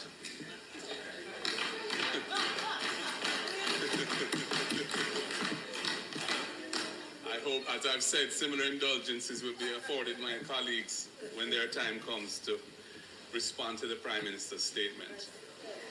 Where I was going, Madam Speaker, I was making the point that as we speak, tens of thousands, an untold number really, of our Jamaican people are living in conditions which are unbearable. Many have lost homes. Many have lost all their belongings. Many are in communities which are cut off. Many are struggling to find food. Water is a big problem because the water supply systems have been impacted by the lack of electricity, the turbidity, and other issues. So we must move rapidly to address that crisis. The provision of shelter and the longer-term solutions to the rebuilding of homes or the establishment of new solutions, that will require planning and careful thought. And I endorse the view that we cannot just do what we've done before, because we are in a new era. We're in an era where the Caribbean Sea is warming, and it has several negative effects. And one of those effects is that the storms that are emerging in the season are stronger, and they're also moving and in ways which we weren't accustomed to before. So we can expect, as the Prime Minister said, that we will have fairly frequent situations which we have to address. And we must be more resilient, and that requires serious thought as to how we rebuild and where we rebuild. But in the immediate term, you have little children, you have the elderly, you have pregnant mothers, you have persons with disabilities who are catching at a friend's house or a relative's house. Some of them are just under a makeshift piece of tarpaulin strung up over some structure or other, and they are at risk. The public health aspect of this, the Prime Minister made reference to it. I think it's a very serious issue. There is massive settlement of water in large parts of St. Elizabeth and Westmoreland, and no doubt other parishes. St. Anne, rivers broke their banks. Underground water is behaving in unusual ways, and they see, when you pass through, you see numerous dead animals, often in those ponded waters. This presents a serious public health risk, and we have to address that very carefully. There is also a major public health risk from people with chronic diseases who need medications which need to be kept in cool in cool conditions, refrigerated conditions, who don't have access to refrigerated conditions for medication. There's a huge risk that those persons will suffer negative health consequences from not being able to maintain their normal course of treatment for their conditions. We have to address that. So in the hub and spoke model which we're trying to build out, that needs to be taken into account fully so that there can be a delivery of health care to people in communities who are currently not getting it. And I'm sure others will speak to that in greater detail. Prime Minister, I have some concerns, and you've heard my recommendation, and I'm glad you're giving it thought, and I'm glad you're listening to what we're saying so carefully, and listening to others as well. That's a good thing. I too want to endorse, as I have been, the importance of us as leaders in the society being united in the response to this terrible calamity.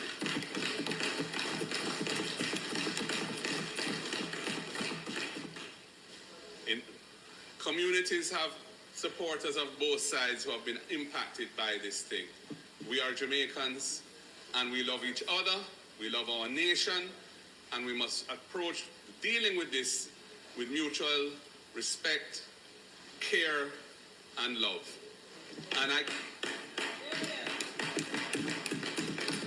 can assure you, Prime Minister, that we genuinely seek to be part of the solution to help Jamaica get through this.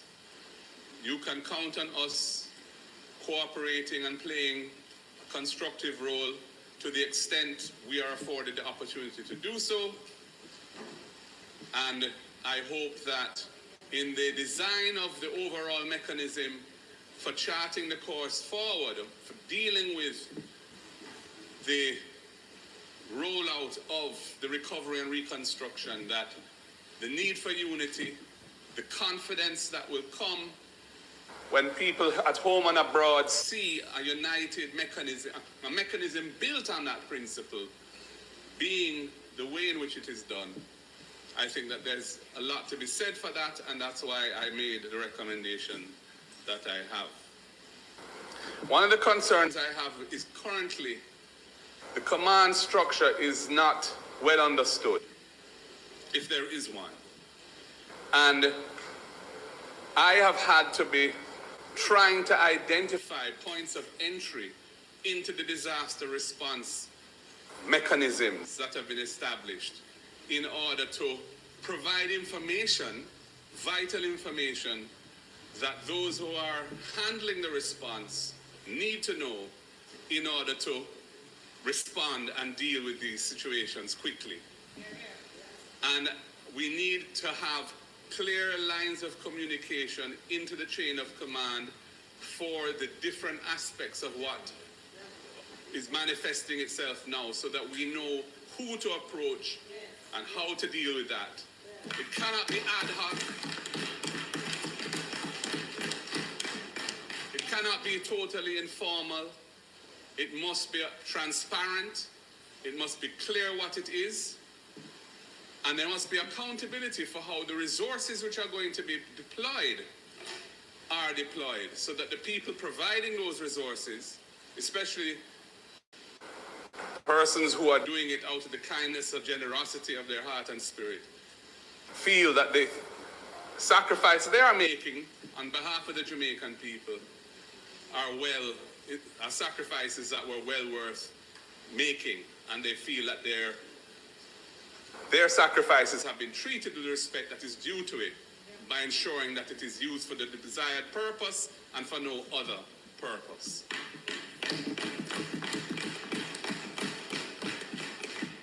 And in that governance oversight mechanism isn't clear to me at the moment, and I think it's very important that it become clear and that it be consistent with the principle of inclusion and unity that you have spoken to in your address. Prime Minister, the impact on the economy will be profound. The tourism sector has taken a heavy hit. Many hotel assets have suffered damage in various degrees of severity. Some have been very badly hit, some have been moderately hit, some have got off relatively lightly, and we're glad for that. We know that agriculture is going to be, has been decimated, and this will impact the price of foods, and this will impact the availability of foods.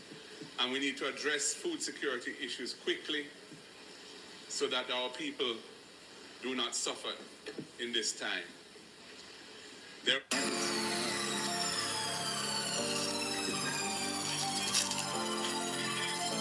Good luck, everyone. We have a black 101 here. For a period of time. I don't know whether that mechanism will be considered again or whether there will be a massive public works program to absorb and labor and provide people with opportunities to earn something during the period of recovery. But these things are very important, and we look forward to hearing them and even participating in their development if we're allowed to do so. Madam Speaker, equity is critical at this time. People are on edge, people are angry, people are afraid, and if they feel that the way in which the relief effort is being deployed on the ground is not consistent with the way in which it is being articulated in Parliament and elsewhere, it will cause problems. I have some concerns. I am not going to raise them here today. I'm going to speak because they're very specific issues, but I'm going to talk to the persons who I think can address them. But the point I want to make, Prime Minister, is that you have given a commitment here today that nobody should suffer any disadvantage because of anything to do with political affiliation or indeed who they are and where they are. The issue is need and the response to the need. And everybody should be treated proportionately in accordance with the extent of their need.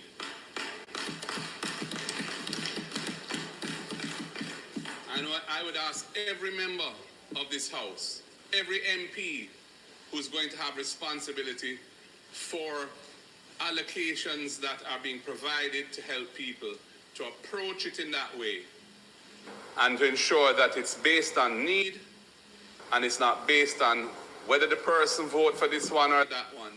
That is not relevant now. What matters now is helping our people to get back on their feet, whether they're at Labourite or PNP or no P at all.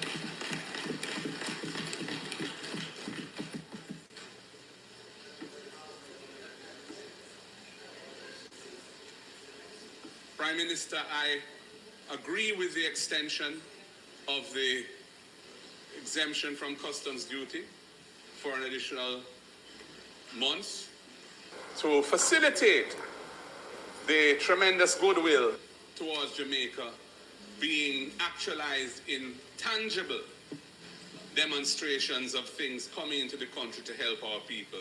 30 days would have been unduly short given the time it takes to get the logistics of those things worked through. An additional month is helpful, and I'm sure you will take that into account and under advisement and watch it as things go along. But I do agree with that, and in fact I had suggested it as well, so I'm glad we're seeing it.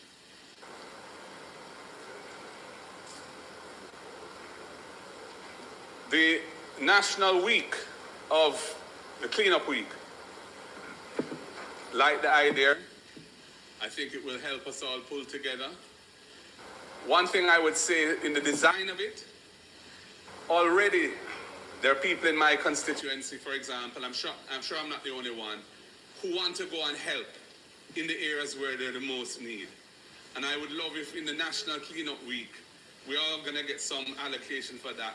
But to the extent that our cleanup needs are not nearly at the scale of some other areas, if we could lend a hand in other communities or constituencies where there's a real need, I think that would be a very therapeutic and appropriate way of us all pitching in this time. I will. Them go alert. So, Prime Minister, I don't want to speak for long because I know others need to have an opportunity to speak today. And as I've said before, I hope they'll be afforded that opportunity. There's a lot of pain in the land, a lot of angst, and we as human beings who care about our constituents, who are elected to represent and want to make their lives better, faced with the suffering that is there on the ground, it is having a serious impact on everybody, including us. And I think being able to come here and speak to those issues, express our concerns, and so on is a very important thing. And I now will yield to allow others to make their own contributions today. I thank you, Madam Speaker. I thank you, colleagues.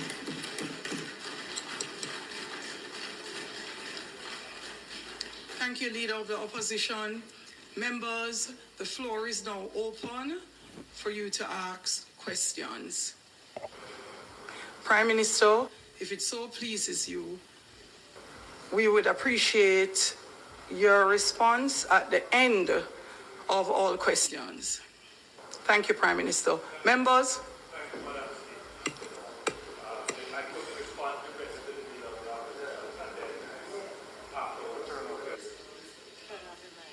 Members, could you turn your mics off, please?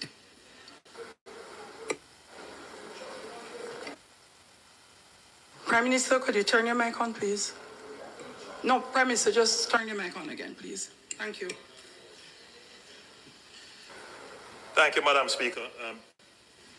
The Leader of the Opposition raised a few concerns, not really questions, but I will treat them as questions and answer them as such.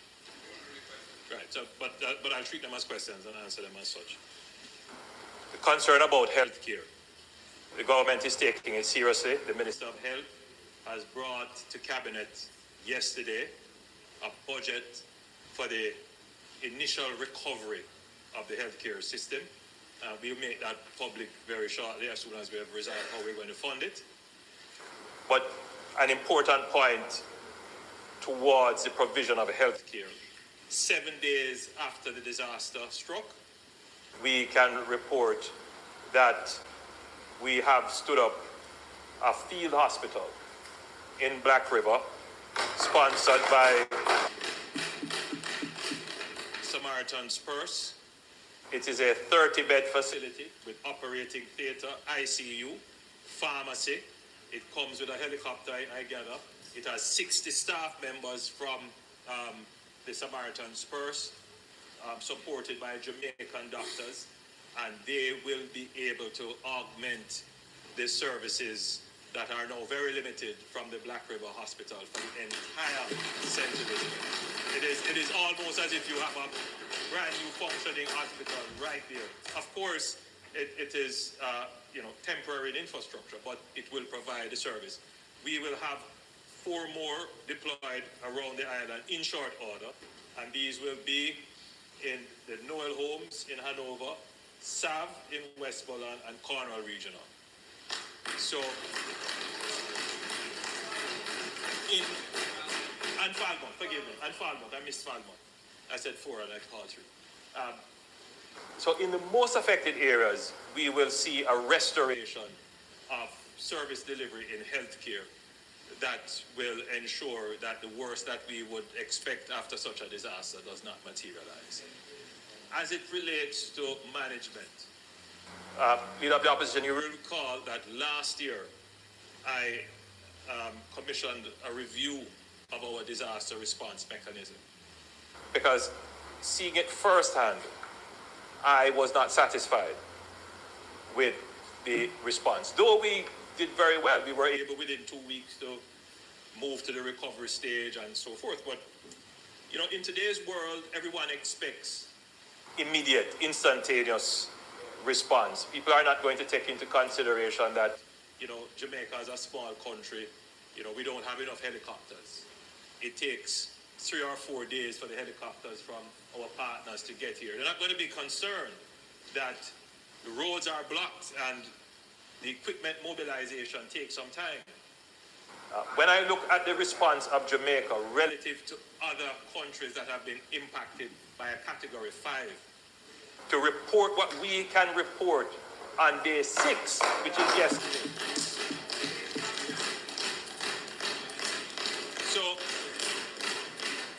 So, Madam Speaker, you know, but having said that, we recognize that we must strengthen coordination and management so that the questions that you raise regarding certainty as to who is responsible or certainty of response. I mean, we have had a complaint that, you know, someone is calling to give aid or to make an offer for something and they can't get a response. Or the person who answers says, I have to go and clear it at another level and then it takes so long to come back. These are issues which we have to resolve. And I would say to you, Leader of the Opposition, that in addition to moving ADPEM under OPM, we have also now appointed a new Director General. It's Commander Alvin Gale. He has been seconded from the JDF to take leadership of ADPEM to streamline the operations of ADPEM. So we are taking the measures, and we will be doing other changes and restructuring as we are at the same time scaling up the relief effort. Floor is now open to questions. Members, I would have had a discussion with the Leader of Opposition Business. We will continue to apply the standing orders. Please take a look at Standing Order 17. Particularly 17B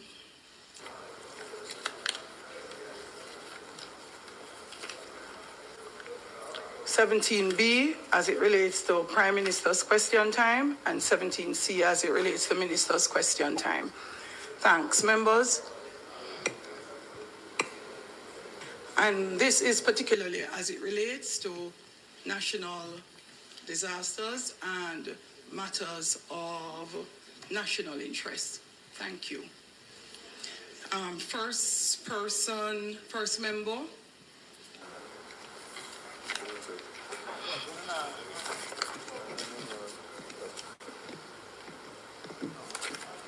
Madam Speaker.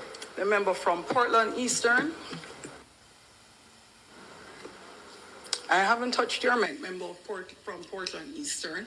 I haven't touched it. So, members,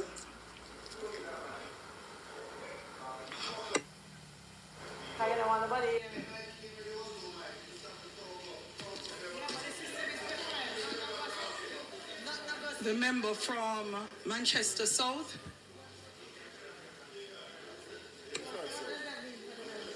It's my mic. The member from Westmoreland Eastern, sorry.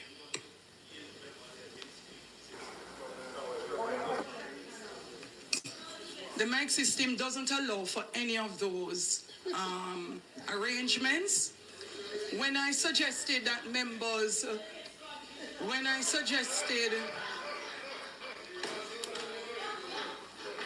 take your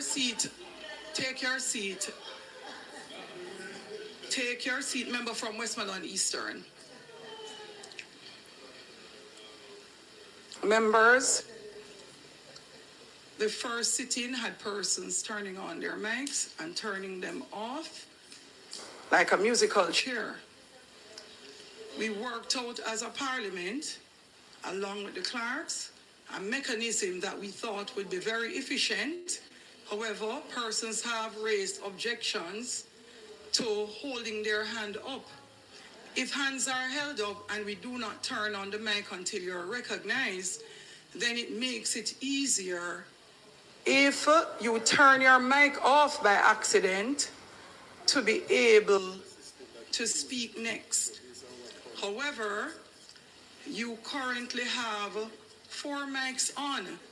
So if you turn off your mic, then we will have to turn off everyone's mic to go back to that order. Or we just continue. So, member from Portland Eastern, you would now be at the back of the line. I didn't touch your mic other than to turn it on. Member from Westmoreland East, your questions, please. Thank you, Madam Speaker. I have a few questions. At the outset, nothing that I say is politically motivated. I guess when a politician is saying something,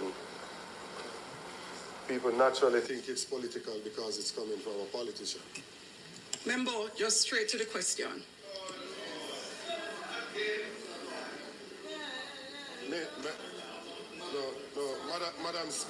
Madam Speaker, please. I have a mother that is in St. Anne. I don't have one in here. Member, question, please. Don't do that. Straight to the question, member.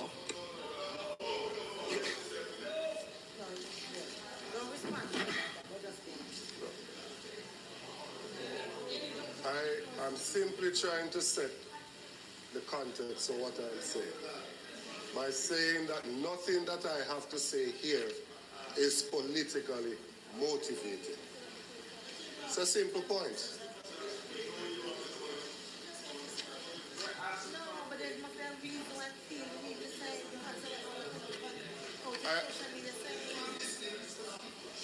My first question, because I think we have to learn from what we do. My first question. In the preparation for the hurricane, when the initial allocation was made of $200 million, we were told that some of us constituencies were not included in that allocation of $200 million.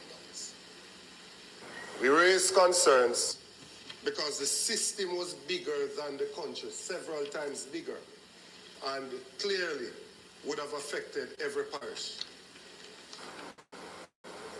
Looking at what happened, where Westmoreland was told that we're not a priority, and landfall was made in eastern Westmoreland, do we think that we have the appropriate mechanism in place to make the allocations for impending weather events like this? Good question. Good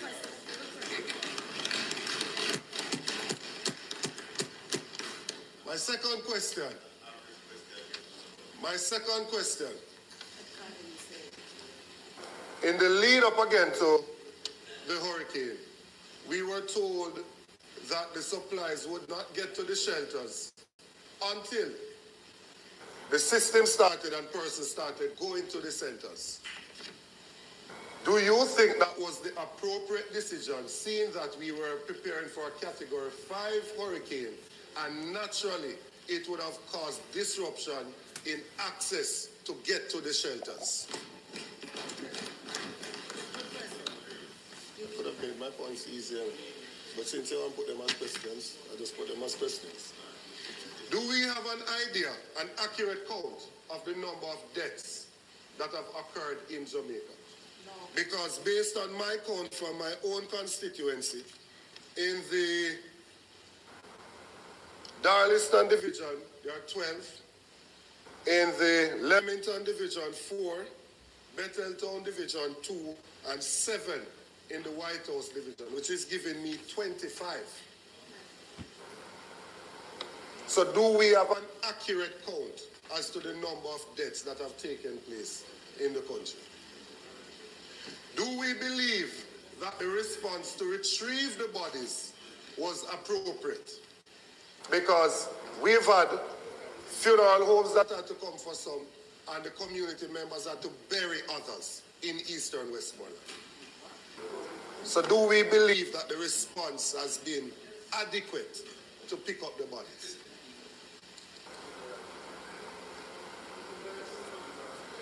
In terms of the response of ministries, departments, and agencies, how do we go about making an assessment on how we deploy personnel from ministries, departments, and agencies to constituencies that are affected? Eastern Westmoreland is where landfall was made, a Category 5 hurricane, the eye of it. So that carries the eye wall. Went across the constituency, starting in New Hope to Darleston to Betheltown, and then over into South St. James. Total devastation and destruction along the entire constituency. Do we believe that enough personnel from ministries, departments, and agencies have been mobilized for a constituency like this, which is in fact the actual ground zero of the hurricane?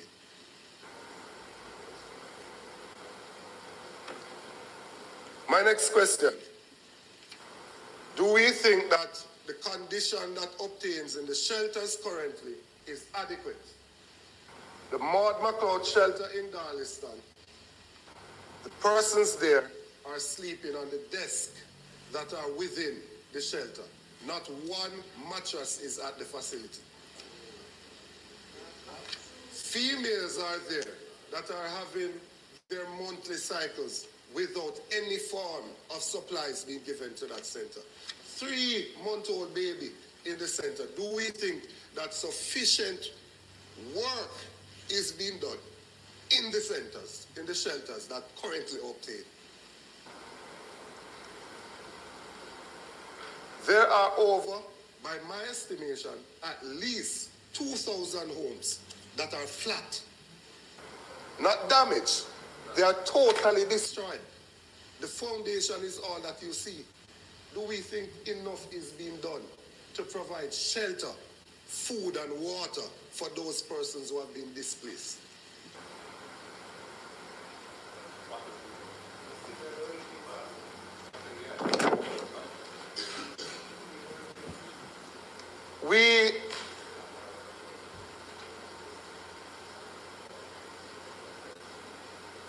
I'm encouraged, Prime Minister, by some of what you have said.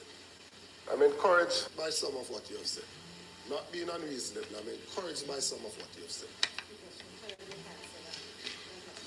The establishment of the points by the JDF is something that is long overdue, so that we can have access points across the constituency where you can airlift supplies to and then distribute from there, and that we can get medical personnel in place.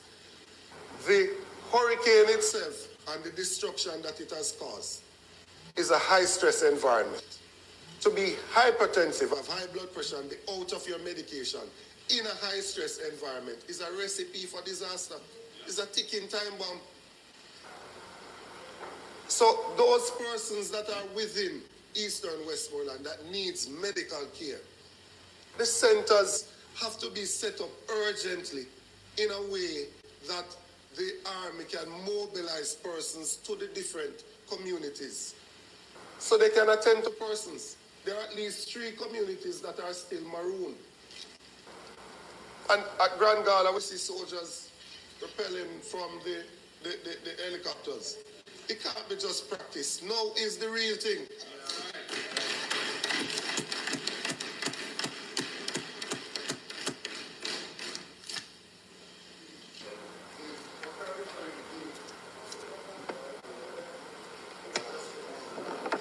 Beeston Spring, which have Beeston Spring, the 3 areas that are maroon, Beeston Spring, and a community called Touch Valley, and there's another section there called Left Hall, and then you have Amity up in close to the border with South St. James.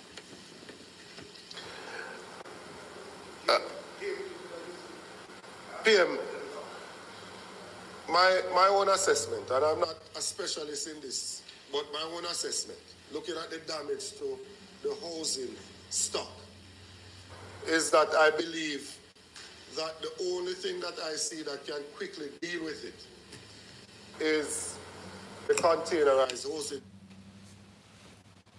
A win is a win. A win is a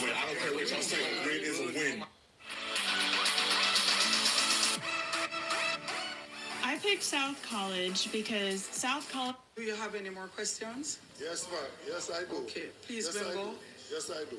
Please, member, questions. What is the possibility of us,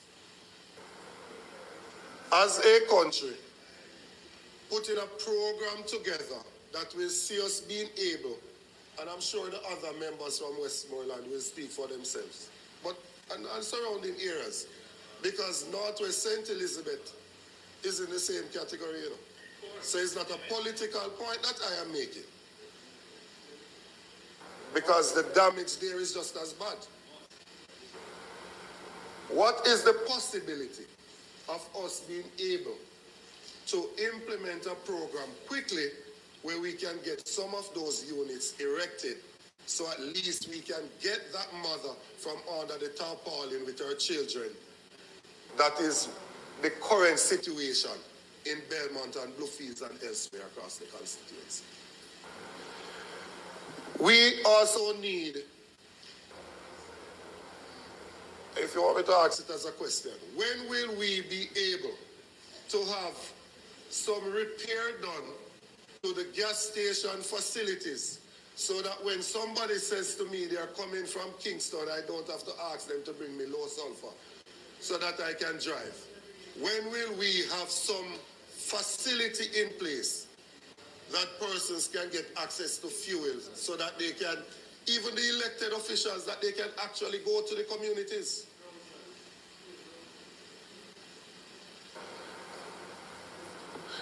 Madam Speaker, I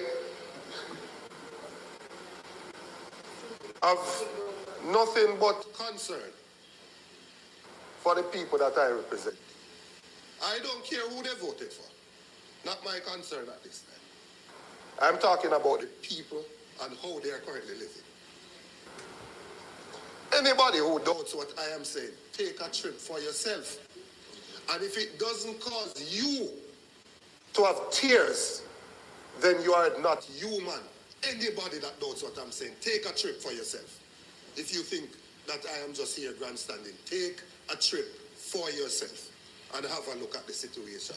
It is a total and complete disaster in eastern Westmoreland, and this is a cry for help.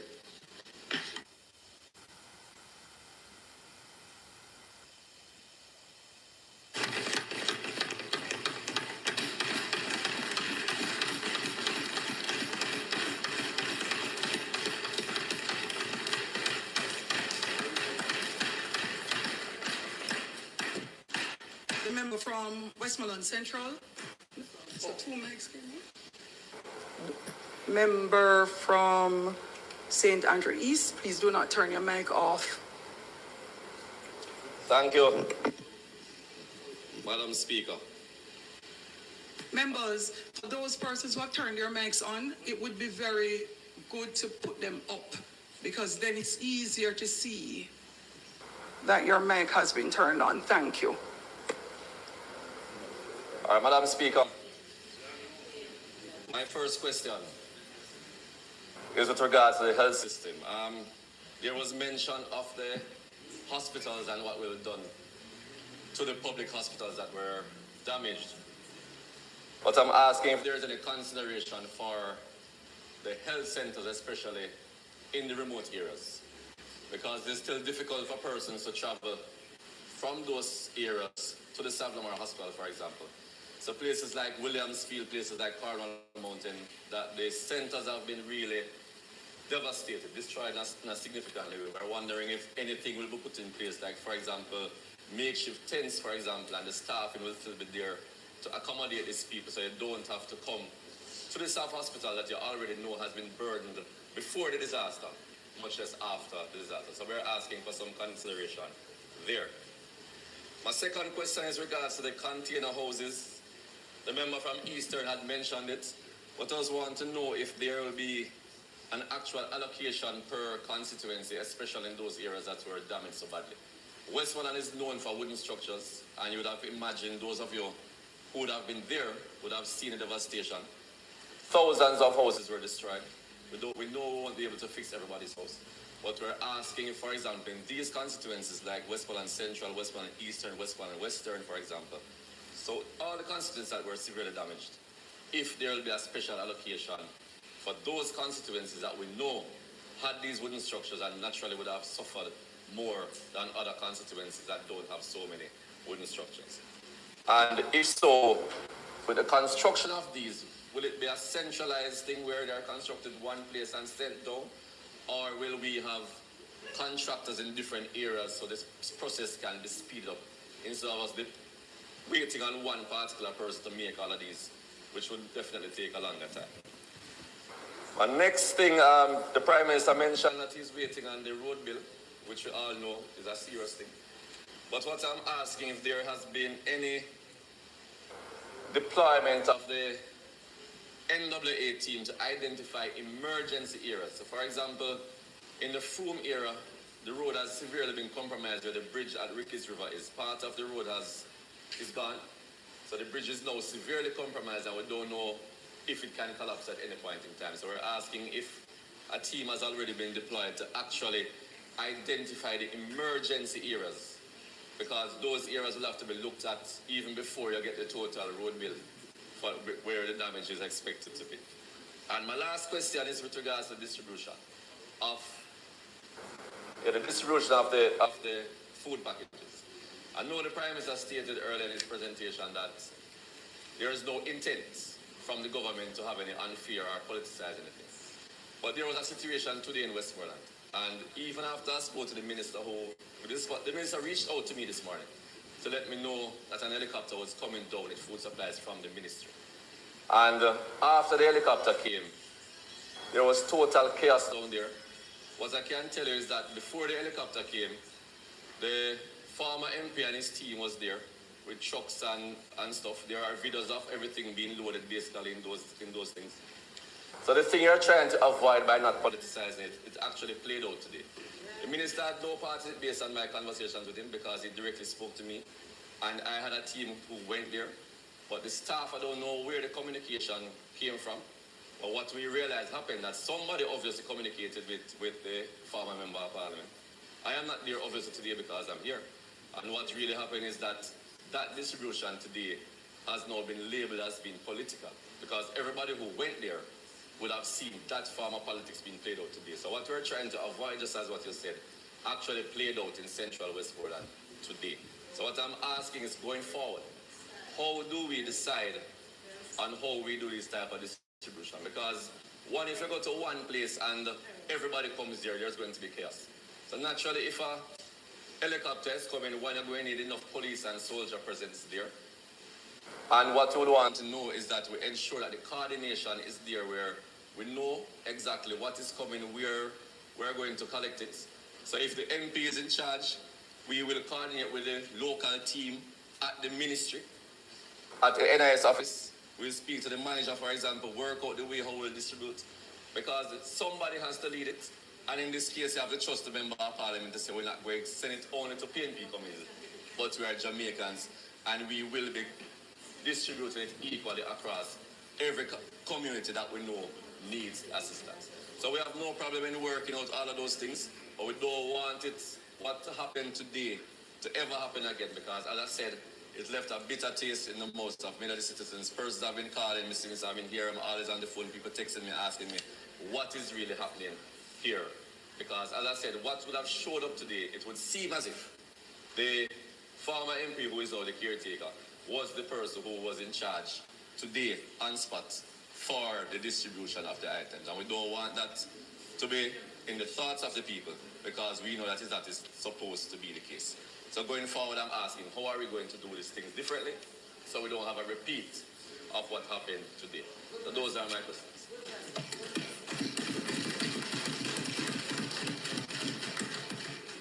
Madam Speaker,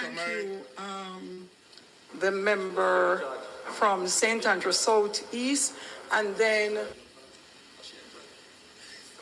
Clarendon North. And then the member from Clarendon North.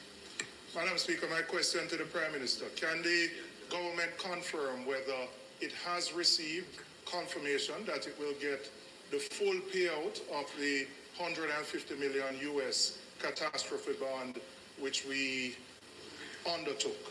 My understanding is that we have received, or the payout is on its way for the 70 million Caribbean catastrophe risk insurance bond. CRIF, the policy. If we get the full payout, Madam Speaker, both would account to amount about 35 billion Jamaican dollars. Based on the Prime Minister's initial estimates of between 6 to 7 billion US dollars, which is about 1 trillion Jamaican dollars. Even with the relaxation of the fiscal rules, and you might have 2 to 3% of GDP space, we still will have a significant shortfall. So my question to the government and the Ministry of Finance, have we commenced discussions, negotiations, submissions, particularly to the IMF that has a rapid funding facility that would allow us to access money to deal with all the priorities that you spoke about and that the members have raised? Thank you.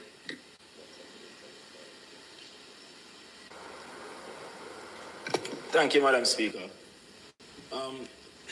I spent the last 6 days going through the constituency of Northern Clarendon, and the housing stock have been severely affected.